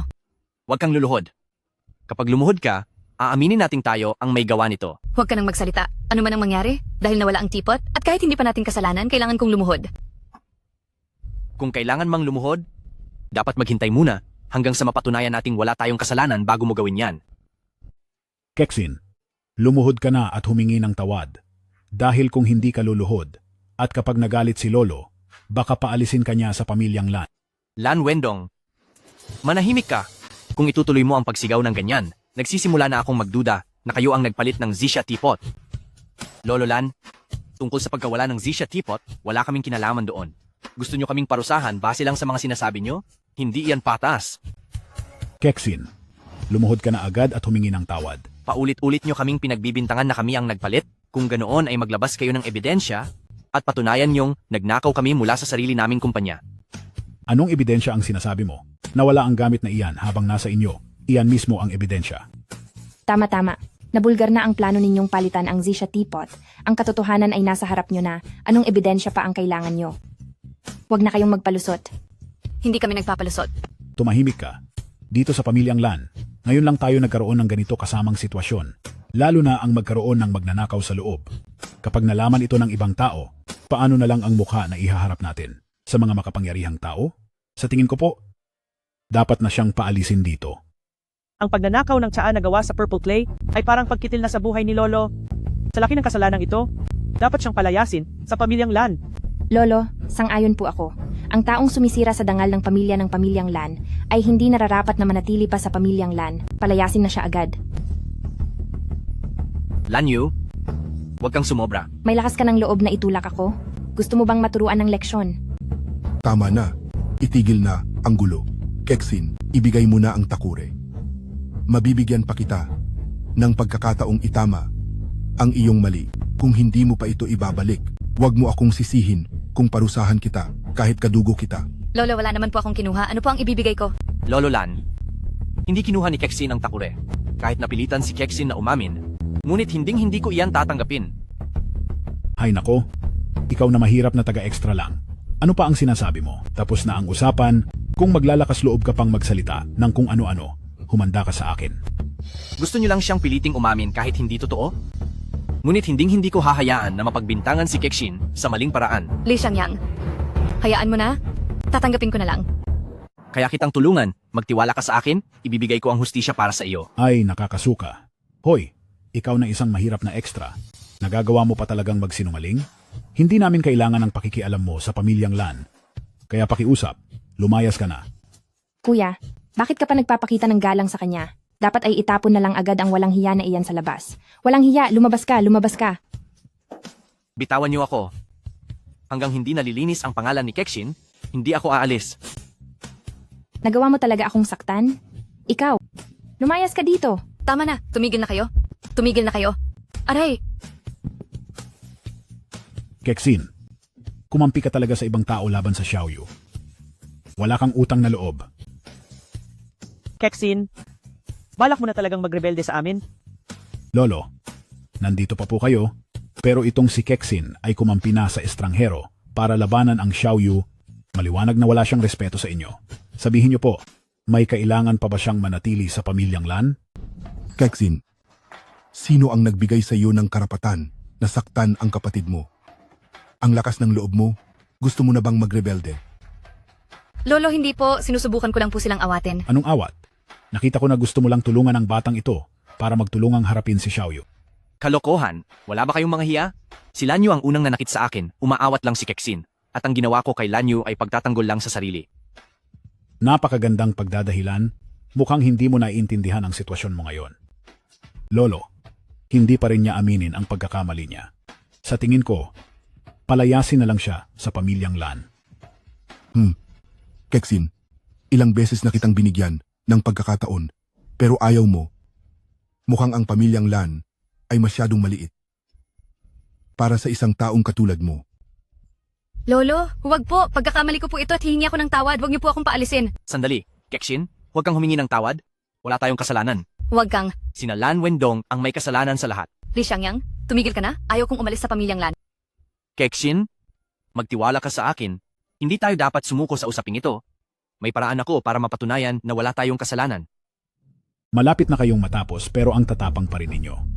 Sige, bibigyan ko kayo ng huling pagkakataon. Sabihin niyo sa akin, paano niyo patutunayan na wala kayong kasalanan? Dahil pinipilit ninyong wala kayong ginagawang masama. Bibigyan kita ng isang pagkakataon para patunayan ito. Kapag hindi mo napatunayan, kailangang lumuhod kayo at aminin ang inyong mga kasalanan. Kapag hindi umalis si Kexin sa pamilyang Lan, kailangang ibigay niyo ang kumpanya. Mayroon akong paraan para linisin ang aming pangalan. Kung mapapatunayan mo yan, hihingi kami ng paumanhin sa inyo. Pero kung hindi, kailangan mong lumayo ng tuluyan sa pamilyang Lan. At huwag na huwag ka nang babalik. Sige, tinatanggap ko ang hamon nyo. Li Xiangyang, ang sabi nila ay aalisin nila ako sa pamilyang Lan, hindi ako papayag. Kexin, magtiwala ka sa akin. Siguradong malilinis ko ang pangalan mo at hindi kita hahayaang makaalis sa pamilyang Lan. Hoy Kexin, pumayag na si Li Xiangyang sa amin. Huli na ang lahat para umatras ka, di ba? Hindi kami magsisisi. Li Xiangyang, kung hindi ka nagsisisi, ako nagsisisi. Kapag natalo ka, huwag ka na uling maging bodyguard ko. Kexin, magtiwala ka sa akin. Hindi kita bibiguin. Pinalitan ang purple clay teapot na ibinigay natin kay Lolo Lan, inuutusan kita sa loob ng 30 minuto. Ay alamin mo ang katotohanan at dalhin mo rito ang totoong purple clay teapot. Bilisan mo.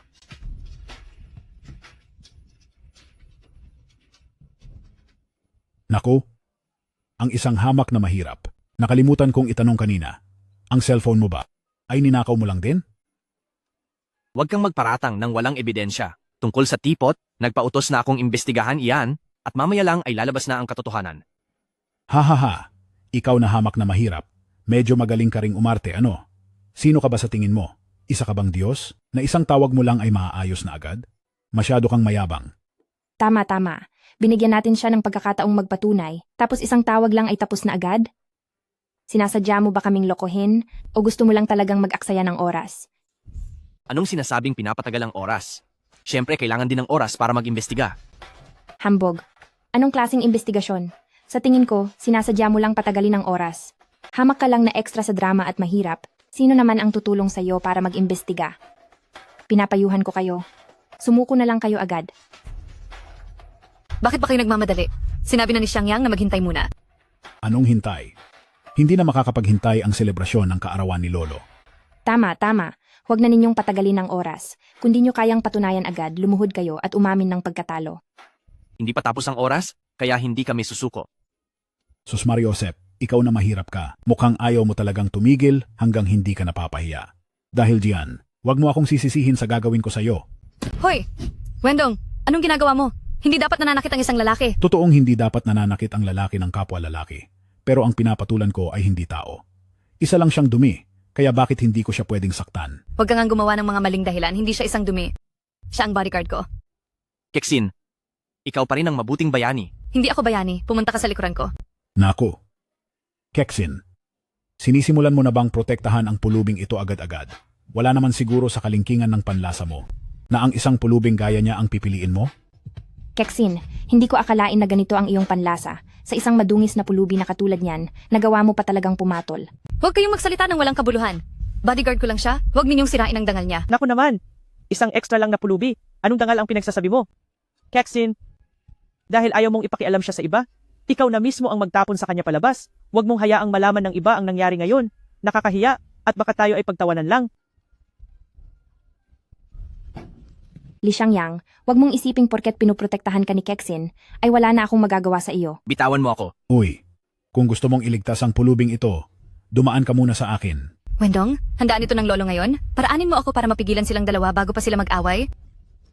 Padaanin mo ako. Huwag mong hayaang mag-away silang dalawa. Alam mo naman na ngayong araw ang kaarawan ni Lolo. At dahil alam mo yon, gumawa ka pa rin ng maraming gulo? Sinasadya mo talaga ito. Ma, wala pa akong ginagawa. Hoy, hampas lupa, nakikita mo ba? Lahat sila ay panig sa akin. Kung inaasahan mong darating si Kexin para iligtas ka, nagkakamali ka. Tingnan natin kung sino ang kailangang iligtas. Sinasaktan nila ako. Naglakas loob kayong hawakan ang pamangkin ko? Tuturuan kita ng leksyon. Tigil! Makinig muna kayong lahat. Base sa aming investigasyon, ang selyadong banga ay itinago sa hardin ni Pamilyang Lan. Ano? Itinago sa loob ng hardin? Sinong may gawa nito? Lolo, ang taong ito ay isang aktor lang na dala ni Li Xiangyang. Huwag po kayong maniwala sa sinasabi niya. Totoo man ito o hindi, siya ang taong hinding-hindi mo dapat binabangga. Ikaw, naglakas loob kang saktan ako? Sapat na yan, Yeshu. Ako na ang bahala sa matitira. Maaari ka nang umalis. Masusunod po, Panginoon. Keksin, ito ang gamit mo. Napakagandang palabas nito. Tunay ang tipot na ito. Paanong naging palabas lang ito? Ngayong naibigay na ang totoong tipot, mapapatunayan na nating inosente si Keksin, hindi ba? Ang pustahan natin? Teka lang, ikaw na mahirap ka. Kailan ka pa naging inosente? Ang tiyapot na ito ay nahanap sa hardin ng mga pamilyang Lan. Dahil dito, ibig sabihin lang nito na kayo ang magnanakaw. Anong ibig mong sabihin? Dahil lang nakatago ang tipot sa hardin ng mga pamilyang Lan, ibig bang sabihin ay ako na ang nagtago nito? Kung hindi mo ito tinago, sino pa ba ang gagawa noon? Sa tingin ko, ang lahat ng nangyayari ngayong araw ay kasama sa plano nyo, di ba? Nagbayad pa kayo ng mga aktor para lang makiisa sa drama nyo. Naku, Keksin, napakasama pala ng balak mo. Mukhang nais mo pang ibaling ang sisi sa akin at sa aking kuya. Huwag kayong gumawa ng kwento. Maliwanag na kayo ang gustong magpahamak kay Keksin. Anong dumi naman ang pwede nating ibato sa kanila? Kay Keksin. Ano namang kailangang i-frame up sa kanya? May mukha ka pang magsalita ng ganyan? Hindi ba't dahil mas magaling sa iyo si Keksin? At takot kang maagaw niya ang pagiging tagapagmana ng pamilyang Lan, kaya paulit-ulit mo siyang hinahamak? Li Xiangyang, anong pinagsasabi mong kalokohan? Mahusay rin ang kuya ko. Okay, hindi niya kailangang hamakin si Keksin. Lolo, tignan nyo ang mahirap na lalaking dinala ni Keksin. Isa naman akong eldest young master ng pamilya Lan. Bakit ko naman dahil sa inggit ay hahamakin si Keksin? Talagang wala itong basehan. Huwag po kayong makinig sa pinagsasabi ng mahirap na lalaking ito. Sa tingin ko po, itong Purple Sand Teapot, siguradong itinago nila ito na may layunin para mawalan kayo ng tiwala kay Wendong at ibigay na lang ang pagiging tagapagmana kay Keksin. Hindi po totoo yan, Ma. Bakit niyo po ito sinasabi sa akin? Hinding-hindi ko po yan naisip kailanman. Bakit niyo binabaliktad ang sitwasyon para pagbintangan si Keksin? Ang pamilya niyo talaga, mula matanda hanggang bata, ay walang maayos na tao. Kayo ang sumusubok na mabaliktad ang lahat, di ba? Nagkutsaba kayong dalawa, pero hindi nyo inasahan na mahuhuli ang lalaking ito sa kanyang kilos kanina. Ngayong malinaw na ang ebidensya, ano pa ang idadahilan nyo? Lolo, ano po sa tingin nyo ang dapat gawing parusa sa kanila? Lolo, maniwala po kayo sa akin. Wala po akong kinalaman dito. Keksin, manahimik ka. Nakipagtulungan ka sa ibang tao para palitan ang Zisha Teapot, para idiin ang sarili mong kapatid. Ngayong nalaman na ang lahat, ang tigas pa rin ang ulo mo at ayaw mong umamin. Binigo mo ang lahat ng inaasahan ng pamilyang Lan sa iyo. Sobra mo akong binigo. Tingnan mo kung paano mo ginalit ng ganyan si Lolo. Lumuhod ka agad at humingi ng tawad. Lolo, wala po talaga akong... Matandang Lan, sa tingin ko talaga ay kahit sino ay makakakita, napaka na ito ng paborito mong apo na si Lan Wendong. Napakalaki mo na, pero hindi mo pa rin alam ang tama sa mali. Kapag kumalat ito, baka mapahiya lang ang pamilyang Lan sa buong Long City. Tama na. Ano bang karapatan mo para husgahan ang tatay ko dito? Pinasok ka rito ni Keksin, pero dahil sa ginawa niyang kahiyahiyang bagay, napakalaking malas niyo talaga sa pamilyang Lan.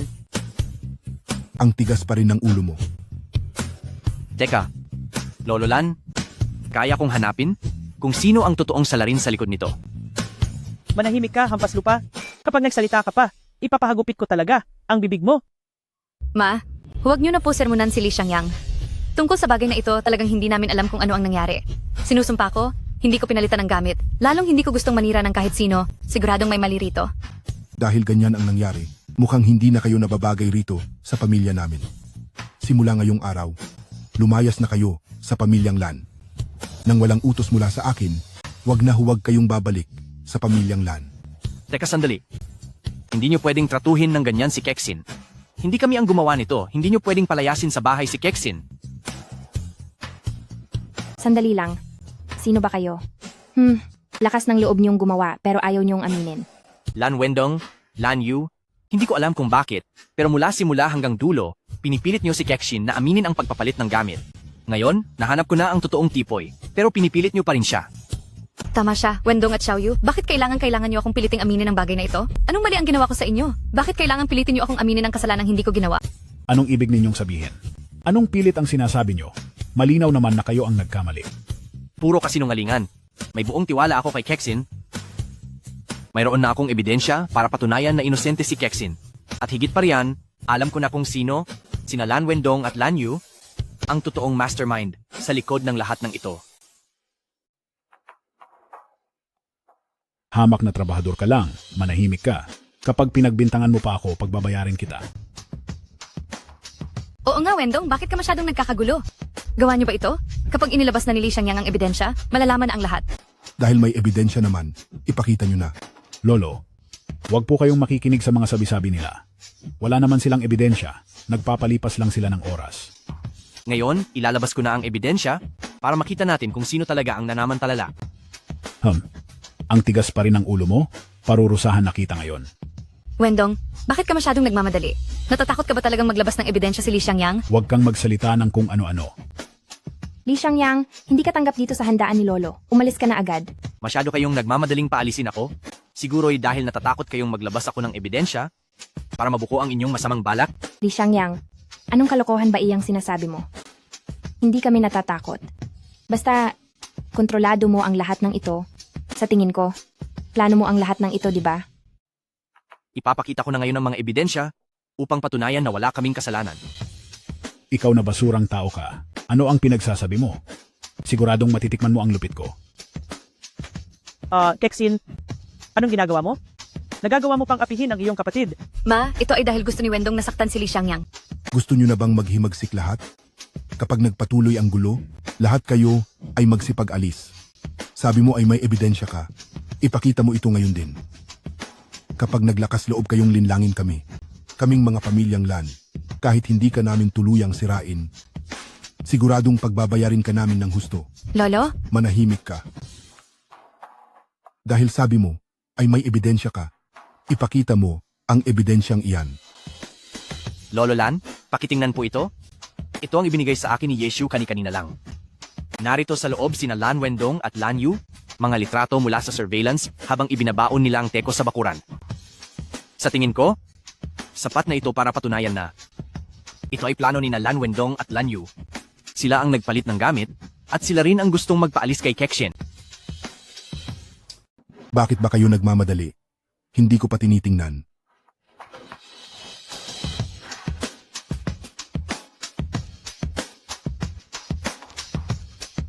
Lan Wendong, Lan Yu, ano ang ibig sabihin nito? Ano po iyon ito? Hindi ito posible.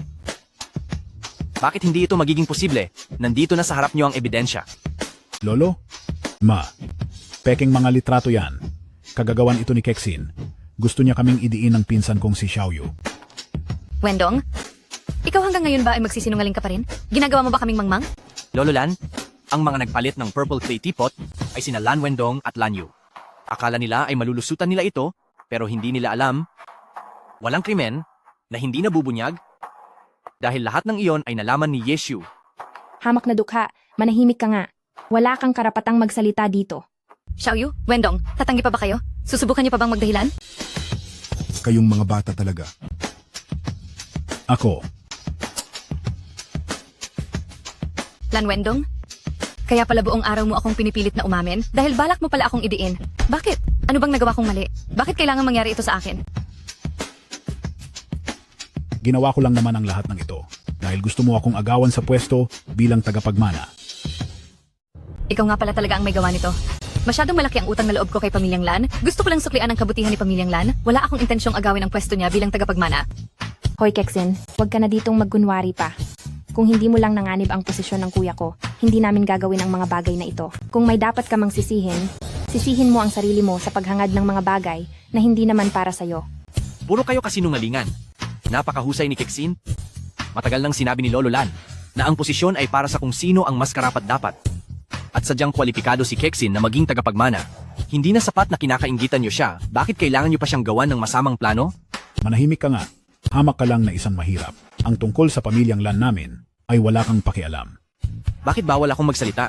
Hindi ba't balak nyo rin akong pagbintangan ngayong araw at paalisin ako? Kaya usapin ko rin ito. Ngayong malinaw na ang lahat at lumabas na ang katotohanan, ang mga nagpalit ng Purple Sand Teapot ay sina Lan Wendong at Lan Yu. Lolo Lan, pakiusap po, bigyan nyo ng katarungan si Kexin. Ikaw na mahirap. Masyadong madami ang sinasabi mo. Anong gulo ito?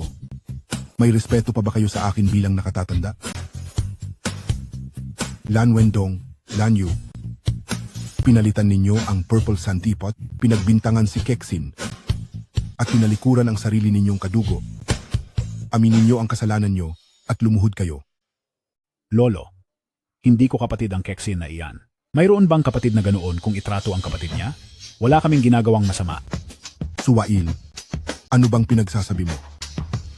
Pare-pareho kayong nasa listahan ng pamilya. Magkadugo kayong magkakapatid. Hindi pa rin kayo nagsisisi. Lumuhod kayo. Papa, hindi naman sinasadya ni Wendong. Huwag na po kayong magalit. Wendong, Xiaoyu, bilisan nyo at lumuhod para humingi ng tawad kay Lolo. Lolo, hindi po namin sinasadyang galitin kayo. Opo, Lolo. Talagang hindi po namin sinasadya. Kami po ay nakikipagbiruan lang naman kami kay Kexin. Nagbibiro? Paalisin nyo na nga si Kexin sa pamilyang ito, pagkatapos sasabihin yung biro lang yon? Tumahimik ka.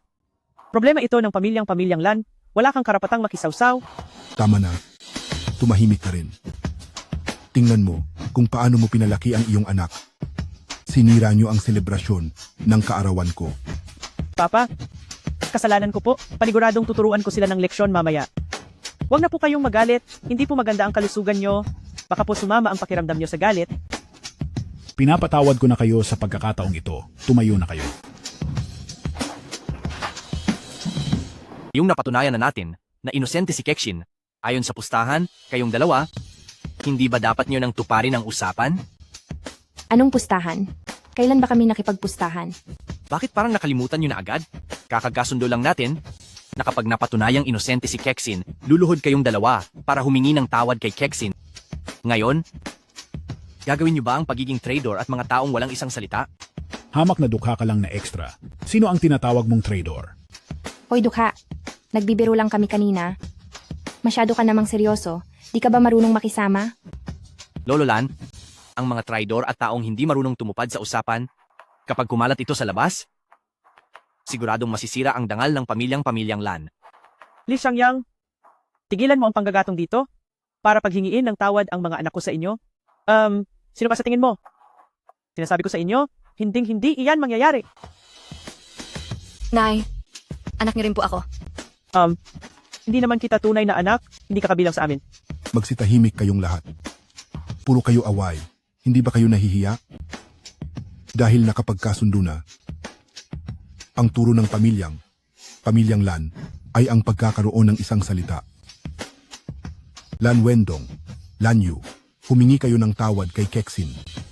Lolo, ako ang panganay na anak ng pamilyang Lan. Kapag humingi ako ng paumanhin sa kanila at kumalat ang balitang ito, hindi ba mawawalan tayo ng dangal?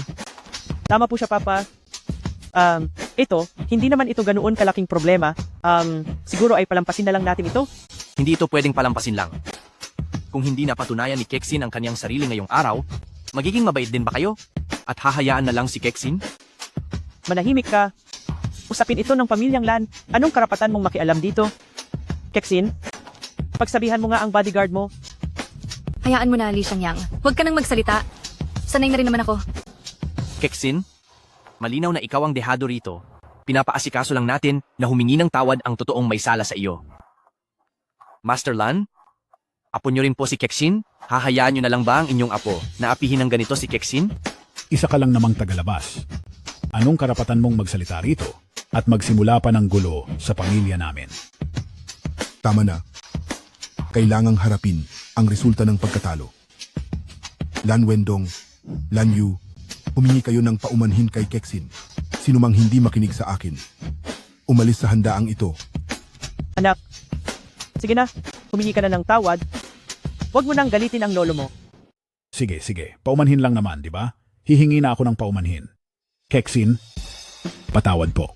Patawad. Ngayon okay na ba? Kexin, magkakapamilya tayong lahat.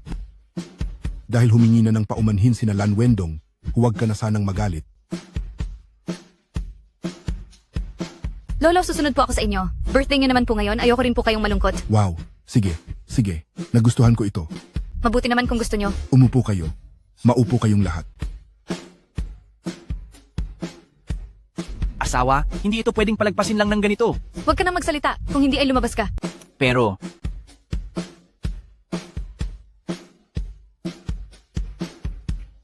Pa, maligayang kaarawan po. Tikman nyo ang espesyal sa shop na ito. Ang pata. Oh, ha ha ha.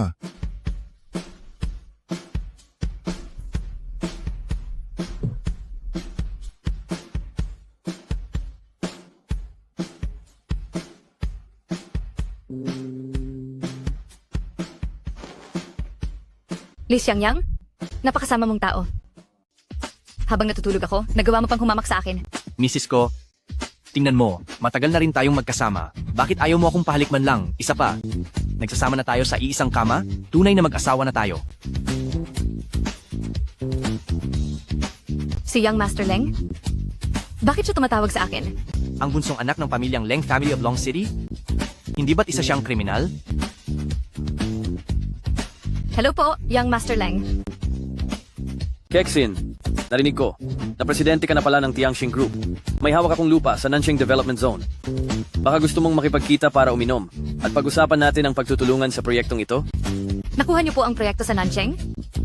Iyon ang hinahangad ng lahat ng pamilya sa Long City sa ngayon? Bibigyan niyo ba talaga ako ng pagkakataon? Oo naman. 2:00 ng hapon. Pumunta ka rito at pag-usapan nating mabuti ito. Sige po, pupunta po ako riyan. Mrs. ko, ang Young Master Leng na iyan, hindi ba't masamang tao yan sa Long City? Sabi mo ba ay gusto mo ang lupang iyon sa Nancheng? Kahit isang buong isla pa, kaya kong ibigay sa iyo iyan. Li Xiangyang, ikaw. Tumigil ka na nga sa mga pinagsasabi mo tungkol sa isla at lupa. May gagawin pa ako. Ayokong makinig sa pagyayabang mo. Magtiwala ka sa akin, okay? Umalis ka na, sige na. Teka lang, Mrs. ko. Teka lang! Ay, asawa ko. Asawa ko, kapag may problema ka, kailangan mo akong tawagin. Pupunta ako doon para sa negosyo. Hindi para kumain? Anong silbi kung tatawagin kita?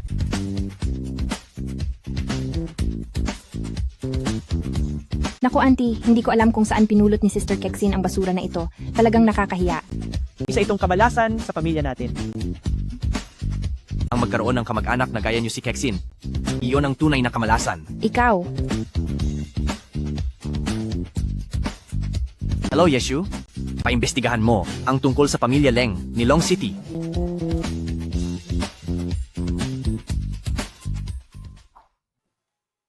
Bakit nandito si Young Master Feng? Dahil nandito ang lalaking iyan, siguradong walang magandang mangyayari. Mukhang kailangan kong maging maingat. Young Master Leng, nandito ako ngayon para pag-usapan ang tungkol sa pagsasagawa ng proyekto sa Chengnan. Aha, Kexin. Huwag ka namang mahiya sa akin, okay? Pagkatapos ng lahat, magkaklase naman tayo noong kolehiyo. Nabalitaan ko, nakipag-away ka raw sa pamilya mo kamakailan. Dahil lang sa gusto mong magpakasal sa isang basurerong lalaki? Hahaha, Young Master Leng, testigo ako. Sa nangyaring yan, pamilyang Lan ay malapit sa aming si pamilyang Feng. Narinig ko pa nga, si Kexin ay nakahanap ng isang hamak na ekstra kamakailan, haha, at papatira pa ito sa bahay ng pamilyang Lan. Muntik na ngang atakihin ang matandang si Lan.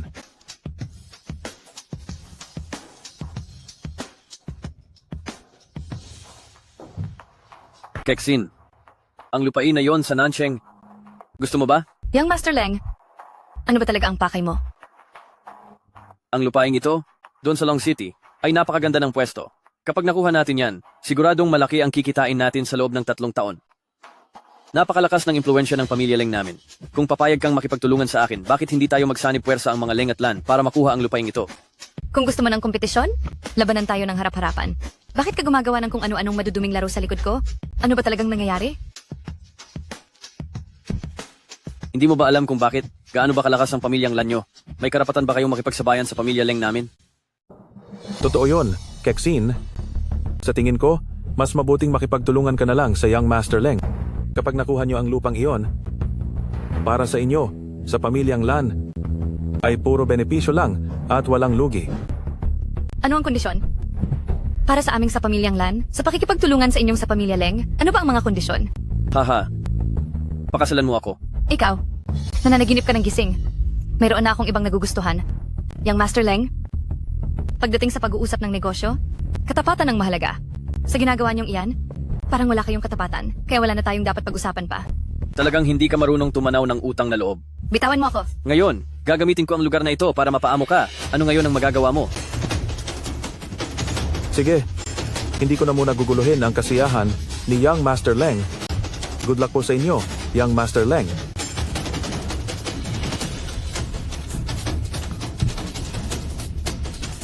Bitawan mo ako. Kahit sumigaw ka pa, walang makikinig sa iyo. Bitawan niyo ako.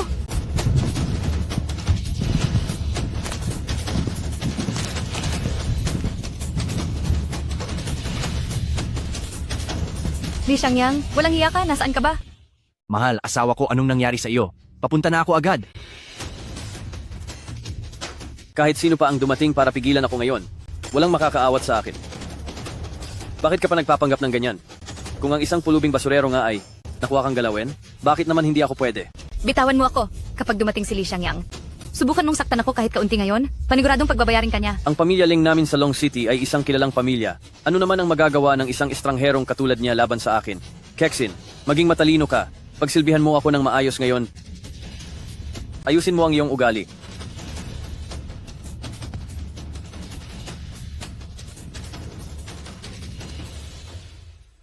Walang silbi, alam mo ba kung nasaan ka? Yang hamak na pamilya Leng lang ba ang ipinagmamalaki mo? Bakit ka nandito?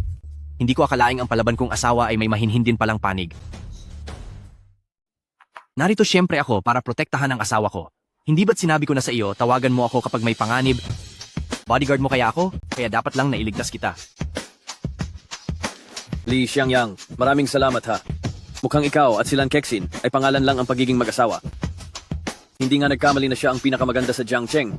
Ngayon ay pag-aari ko na siya. Naglakas loob kang hawakan ng babae ko. Pagbabayarin kita. Li Xiangyang, itigil mo na ang pagsuntok. Huwag mo na siyang tapusin. Huwag mong dumiin ang mga kamay ng lalaki ko. Lan Kexin, walang hiya ka. Marumi na ang pagkatao mo. Ngayon ay takot ka pang madumihan. Young Master Leng, maraming taon mo na akong hinahabol. Wala kang ibang ginawa kundi gumastos at sirain ang puri ko. May isip ka ba talaga? Talagang ikaw ang babaeng nagustuhan ko, matapang at matalino at hindi mapili sa maliliit na bagay. Kung may nangyari man sa amin, wala ka na doon, hindi ba? Paanong mawawala ng pakialam? Asawa kita. Hay nako, tara na nga. Sinasabi ko sa'yo, talagang pinaligaya ko siya. Wala kang ang kakayahan, pero nangangarap ka pa rin gawin ang mga bagay na iyon? Lan Kexin, sinasabi ko sa'yo, magiging akin ka rin balang araw. Asawa ko, mauna ka na muna sa bahay dahil may aasikasuhin pa ako. Wala kang ang trabaho, ano naman ang aasikasuhin mo? Hay, hindi ba't pinarusahan natin si Young Master Leng kanina? Babalikan ko lang para ayusin ang gulo doon. Ikinahihiya mo lang ako.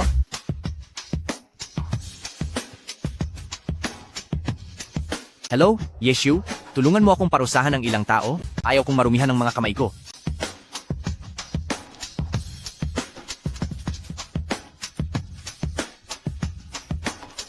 Lintik na yan.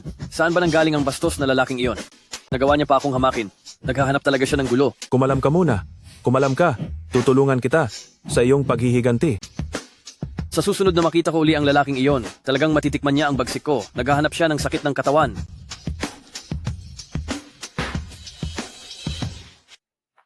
Bakit nandito ka na naman? Yeshu, turuan mo sila ng leksyon. Masunod po. Anong gagawin mo? Sinasabi ko sa iyo, ang tatay ko ay isa sa mga tagapagmana ng 4 na makapangyarihang pamilya ng Dragon City. Wala kaming paki sa tatay mo. Ang nasa harap mo ay walang iba kundi ang dakilang Lord Supreme Palace. Wala man lang kayong karapatang maging tagasilbi ng ating Lord at nangahas pa kayong agawin ng kanyang babae. Siya pala ang kinatatakutang Lord. Dakilang Lord, nakikiusap po ako. Huwag niyo na po kaming patulan. Parusahan niyo na lang ako sa ibang paraan. Huwag lang ang buhay ko. Mahal na Lord. Mahal na Lord, ako. Nagkamali po ako. Totoong nagsisisi na ako. Dakilang Lord, patawarin niyo po ako. Alam ko na po ang pagkakamali ko. Yeshu, pagbayarin sila at itapon sa South Territory para magtrabaho bilang laborer. Masunod po. Yeshu, ang proyekto sa South City, siguraduhin mong maiibigay ito sa asawa ko bago sumapit ang gabi. Opo, aayusin ko po agad. Huwag kang tumakbo.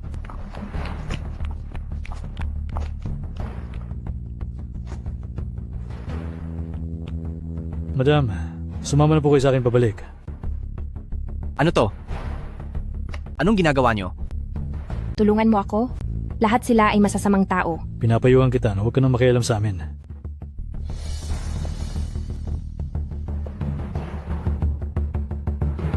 Nananakit kayo ng babae?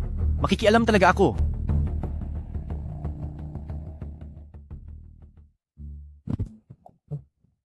Ayos ka lang ba? Ayos lang ako. Siguro ay dahil lang ito sa dami ng nainom ko. Ihahatid na kita sa bahay nyo.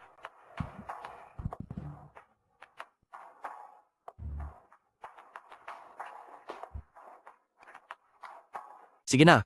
Alam ko namang nagkukunwari ka lang na lasing. Hindi ko alam kung sino ka talaga. Pero ayaw ko ring masangkot sa kahit anong gulo. Hoy! Anong pangalan mo? Mahalaga pa ba yan? Kahit papaano, hindi na tayo magkikita muli. Ako si Jiang Shui. Hoy! Lalaki ka ba talaga? Sa pagkakakita mo sa akin, wala ka man lang bang naramdaman? Dapat ba kitang tawaging binibining Jiang Shui? O ginang Jiang Shui ba? Sasabihin ko sa iyo, ang mga babaeng humahabol sa akin ay nakapila mula Beicheng hanggang Long City. Para naman sa iyo, hindi kita kailangan. At isa pa, mayroon na akong babae. Gusto kitang kunin bilang bodyguard ko. Humanap ka na lang ng iba. Ikaw. Li Xiangyang, kilala kita. Ikaw ang fiancé ni Pamilyang Lan at Lan Kexin. Sa Pamilyang Lan na iyan, anong klaseng matinong babae ang mapapalaki niya? Kung ano man ang ibinigay sa iyo ni Lan Kexin, kaya ko rin iyong ibigay sa iyo. Hindi ko iyan kailangan. Ikaw.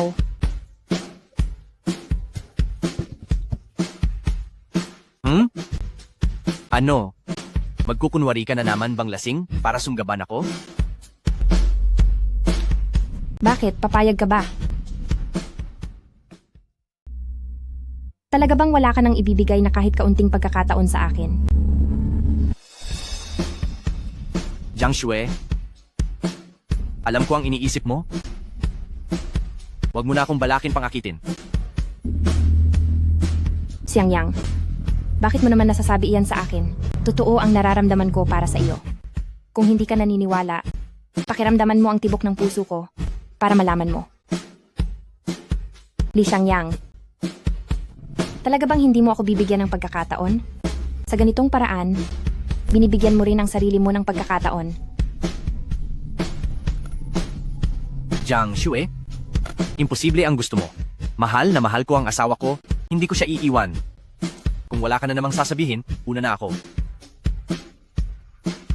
Xiangyang, dahan-dahan lang, hindi na kita maabutan. Aray! Anong nangyari? Bakit ka ba kasi nagmamadali? Hoy! Bakit ka nakatunganga dyan? Gusto lang naman kitang habulin. Bakit ba ang bilis mong tumakbo? Bakit mo ba ako hinahabol? May sakit ka ba sa utak? Ikaw ang nagligtas sa buhay ko. At lagi kong pinapahalagahan ang mga taong tumutulong sa akin. Jiang Shui, alam ko ang iniisip mo, ngunit hinding-hindi magiging tayo. Xiangyang, nagkakamali ka talaga ng akala sa akin. Gusto lang kitang pasalamatan sa pagligtas mo sa akin.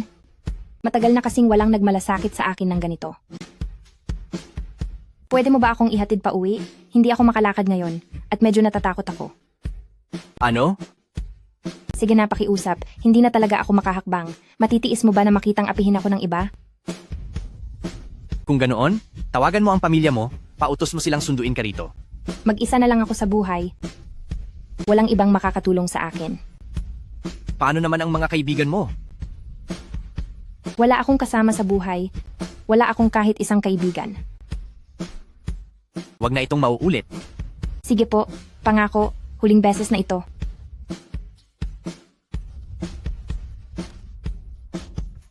Kaya mo bang lumakad ng mag-isa? Aray, hindi na. Hindi ko na kayang maglakad. Kung ganoon, ihahatid kita sa ospital. Pagkatapos, kapag maayos ka na bukas, umuwi ka na mag-isa. Wag na, umuwi na lang tayo. Lagyan na lang natin ng yelo. At siguradong gagaling din ito bukas ng umaga. Sige, kung iyan ang gusto mo.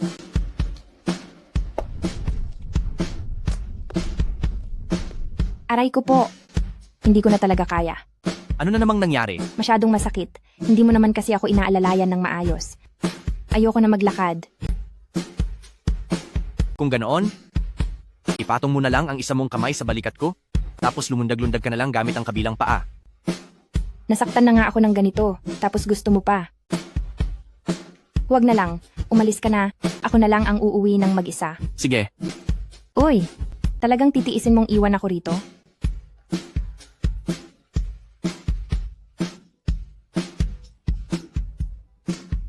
hoy, ano bang ginagawa mo?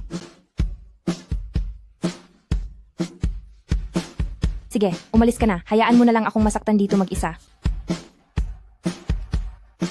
Sige, maiwan ka rito mag-isa sa buong gabi. Bakit ba ang sama mong tumingin sa tao? Nakikita mo na ngang ganito ang lagay ko. Wala ka man lang bang awa? Paano naman kita inapi? Wala akong pakialam? Wala akong pakialam. Talagang inaapi mo ako. Oh, ano bang gusto mong gawin ko? Gusto kong buhatin mo ako sa likod mo paakyat. Jiang Shue, huwag kang sumobra. Bakit? Sobra ba ang ginagawa ko? Hindi ko na kayang maglakad. Masakit na ang mga paa ko. Sige na nga.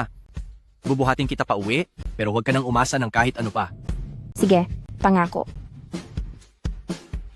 Sige na, sakay na.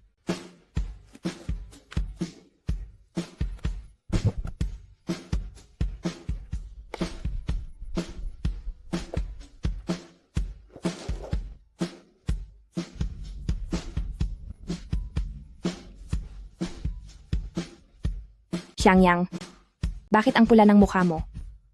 Siguro noong binubuhat mo ako, nadikit tayo sa isa't isa? Ikaw, kung ano-ano ang sinasabi mo.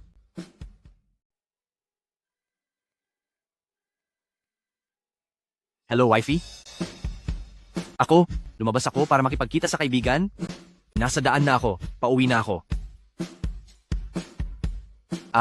Sige po. Bakit hindi mo sinasabi ang totoo sa asawa mo? Baka naman, nakukonsensya ka o natatakot na mahuli ka niya. Ano bang pinagsasabi mo? Hoy, Li Xiangyang.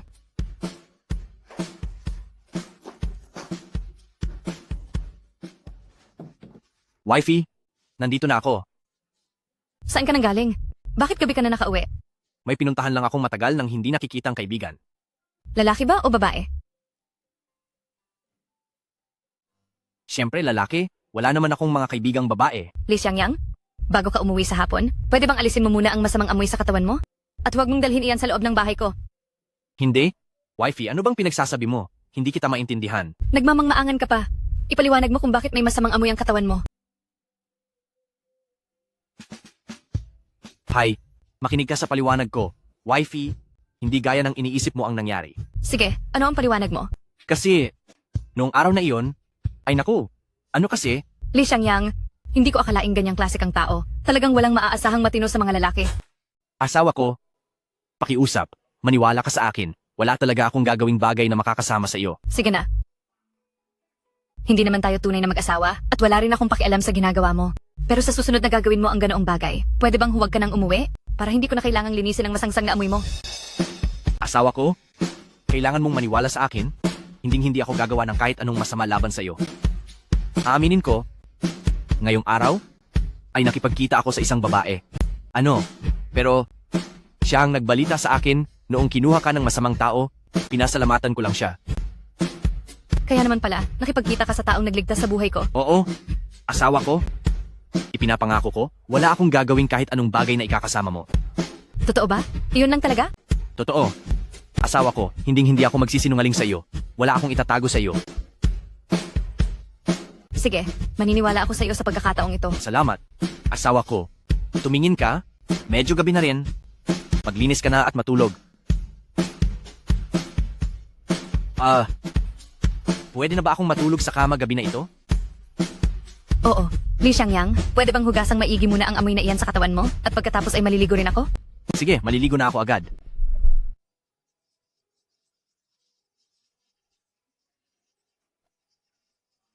Li Xiangyang, siguro, panahon na para tanggapin ka? At tuluyang ibigay ang sarili ko sa iyo.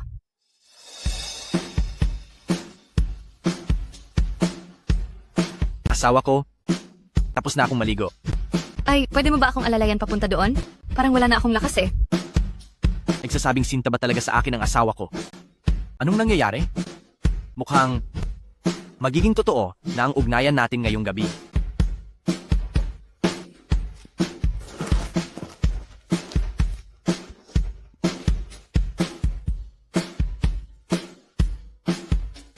Lumabas ka muna. Huwag kang sumilip.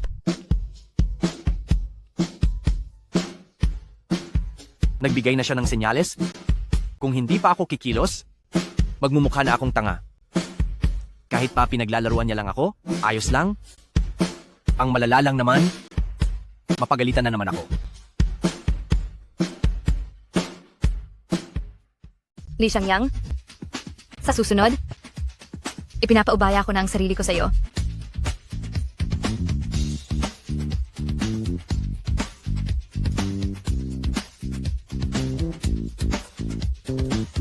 Bakit ka pa nakatayo riyan?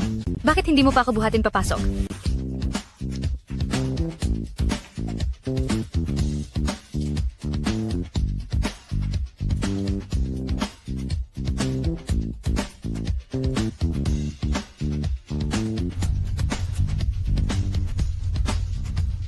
Ikaw, patayin mo muna ang ilaw.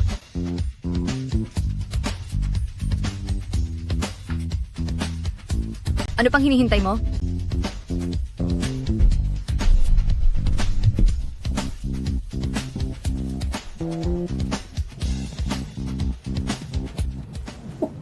Nag-toothbrush ka na ba?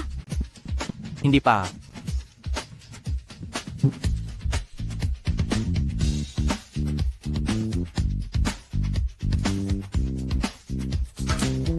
Huwag na huwag kang kakabahan. Lalaki ka at hindi ka dapat madaig ng kaba.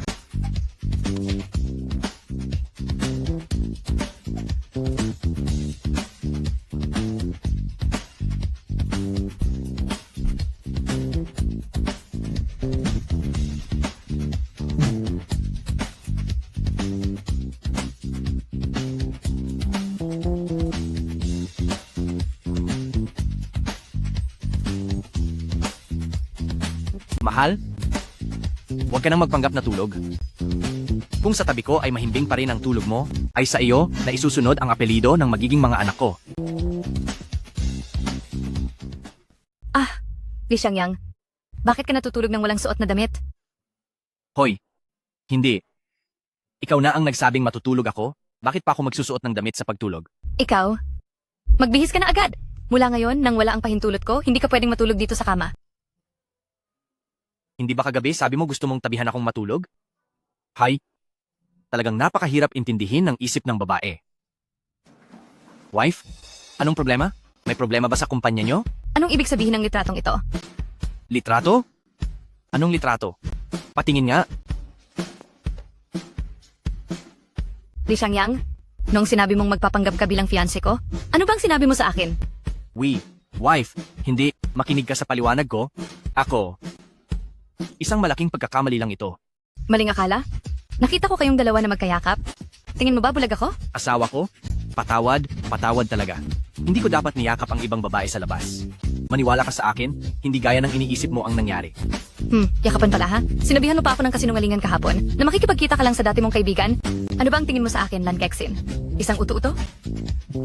Asawa ko. Ako, patawad talaga. Huwag mo akong matawag-tawag na asawa. Nandidiri ako sa iyo.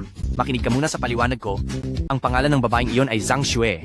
Nagkataon lang na dumaan ako doon kahapon at nakita kong binabastos siya ng dalawang lalaki. Tumulong lang ako. Totoo? Wala kaming kahit ano. Ang asawa ko? Yumayakap sa ibang babae? Pagkatapos ay sasabihan mo akong huwag mag-isip ng masama? Li Xiangyang, ano bang tingin mo sa akin? Pero, saka sa palagay mo ba, kapag may nakita akong babaeng inaapi sa daan, hahayaan ko lang ba sila at hindi tutulungan? Ang husay mo talagang magsalita. Baka sa susunod ay sa kama mo na siya tinutulungan. Titingnan ko kung paano mo yan lulutasin. Asawa ko, bakit ko naman gagawin yon? Ikaw lang ang tanging mahal ko sa buong buhay ko, at ikaw lang ang kaisa-isang babae para sa akin. Ay naku, wifey, nagseselos ka ba? Huwag ka na kasing magselos. Ang ginawa ko lang talaga ay ang nararapat. Selos? Li Xiangyang, babalaan kita? Mula sa araw na ito, ikaw, Li Xiangyang, ay wala nang anumang ugnayan sa akin, kay Lan Kexin. Ngayon din, bilisan mo, at agad, na umalis ka sa ating pamilyang Lan. Pupunta na ako sa kumpanya ngayon, at huwag mo akong hahayaang makita kapag balik ko. Hoy, wifey. Ha? Bakit pati ang pagtulong ko ay nauwi pa sa ganitong gulo?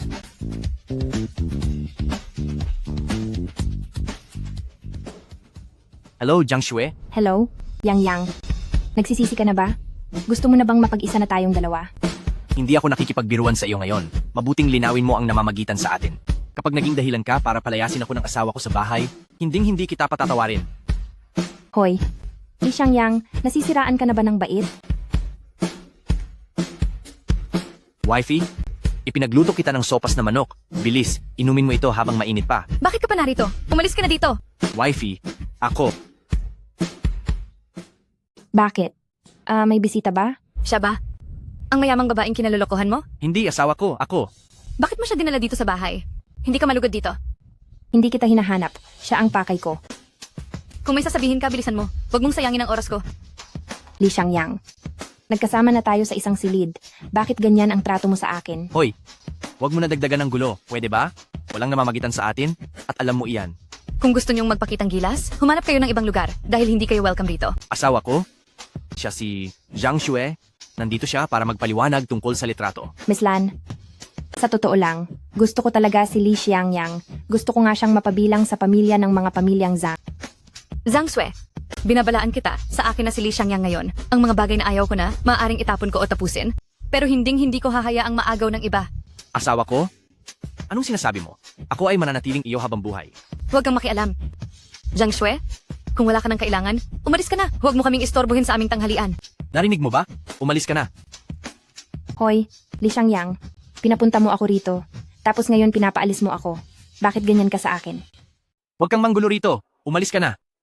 Aalis na kung aalis.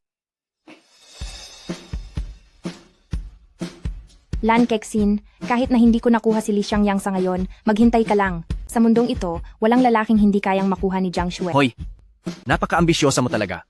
Ako si Li Xiangyang, ang lalaking hindi mo makukuha habang buhay. Asawa ko, halika rito. Humigop ka muna ng sabaw ng manok. Tama na, may kailangan pa akong gawin. Asawa ko, pinatawad mo na ba ako? Maniwala ka sa akin, wala talaga kaming ugnayan ni Jiang Shui. Dapat lang, dahil alam kong hindi mo magagawa iyon.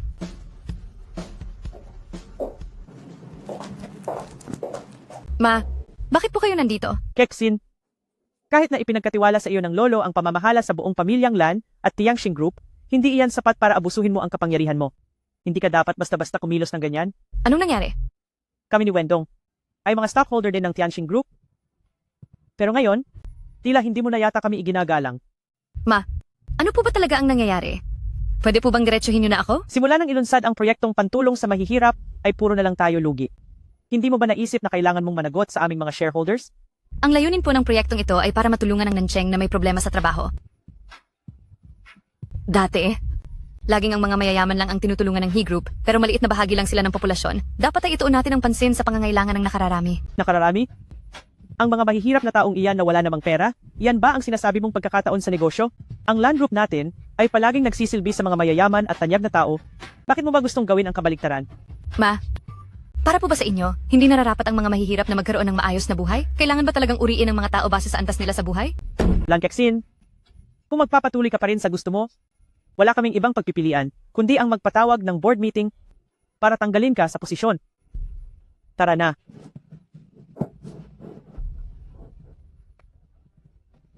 Huwag kang mag-alala. Nandito lang ako para sa iyo. Bakit? Bakit kailangan gawin ito sa akin ng sarili kong ina? Anak niya rin naman ako, pero ang anak na lalaki lang niya ang lagi niyang iniisip at hindi niya kailanman inintindi ang nararamdaman ko. Hi, wife, huwag kang mag-alala. Simula ngayon, kahit ano pang mangyari, nandito lang ako para protektahan ka. Ikaw! Huwag na lang. Li Xiangyang, umalis ka na. Wala akong posisyon sa pamilyang Lan, at kapag sumama ka sa pamilya namin, tiyak na may hahamak din sa iyo. Wife, huwag kang ganyan. May kakayahan akong pasayahin ka at protektahan ka, magtiwala ka sa akin. Huwag na lang. Sasabihin ko na kay Lolo ngayon na hindi na ako magmamana. Li Xiangyang, nakapag-isip na ako. Tingin ko naman ay, mabuti kang tao, kaya mamuhay na lang tayo bilang mga ordinaryong tao. Wife, ikaw. Hay nako, wag na nating pag-usapan, lumabas ka na muna.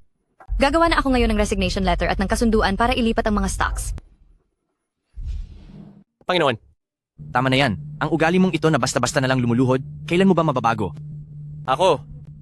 Magbigay ka na ng utos ngayon din? Sa pangalan ng Supreme Palace, bilhin ang pamilyang Lan. Gusto kong ang asawa kong si Kexin ang maging may-ari ng pamilyang Lan at lahat ng mga masasamang bagay na ginawa ni Lan Wendong ay ilantad ninyong lahat. Masusunod po.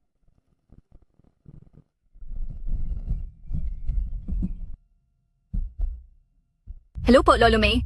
Mahalaga po sana akong sasabihin sa inyo, kaya... Kexin, inuutusan kita ngayon din na bumalik agad sa pamilyang Lan. Lolo? Hello, Lolo?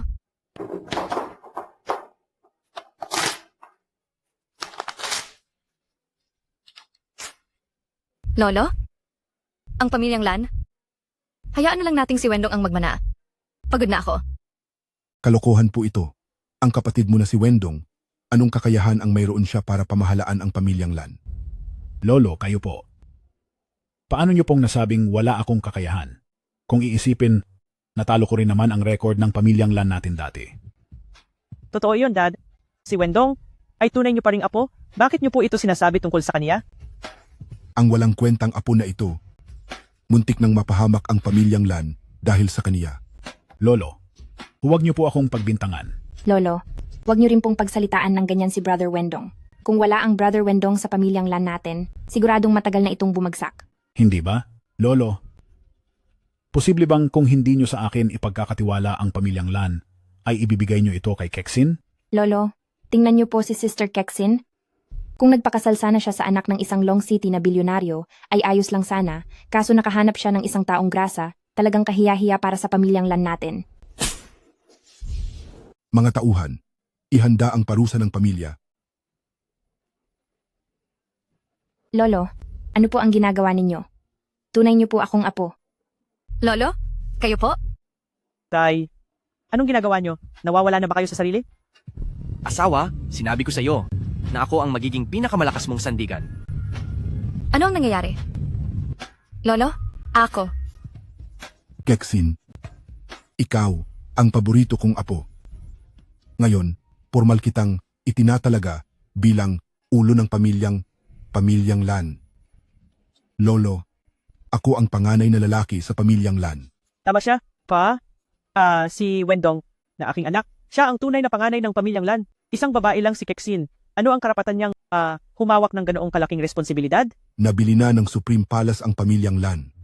Mula ngayon, ang pamilyang Lan na ang magiging pinakamakapangyarihang pamilya sa Longcheng. Isang babae lang itong si Kexin, anong karapatan niya? Natanggapin ang mabigat na tungkuling ito? Nabili na ng Supreme Palace ang pamilyang Lan. Mula ngayon, ang pamilyang Lan na ang pinakamakapangyarihang pamilya sa Long City.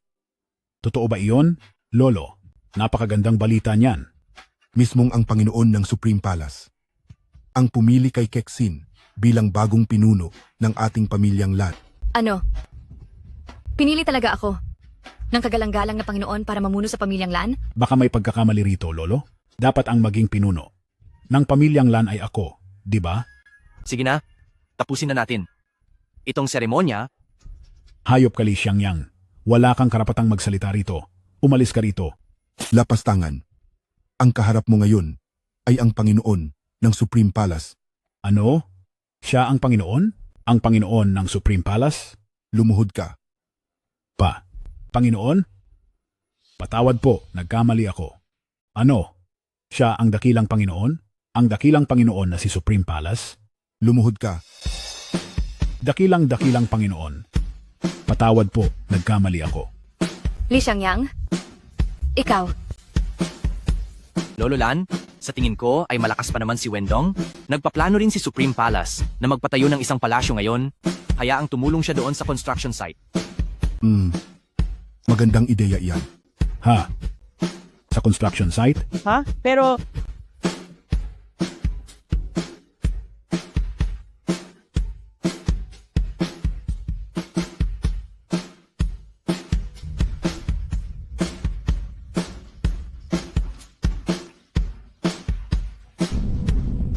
Li Xiangyang? Ikaw? Ba talaga ang dakilang Panginoon na si Supreme Palace? Wife, kahit ano pa ang estado ko, ang pagmamahal ko sa iyo ay hindi kailanman magbabago.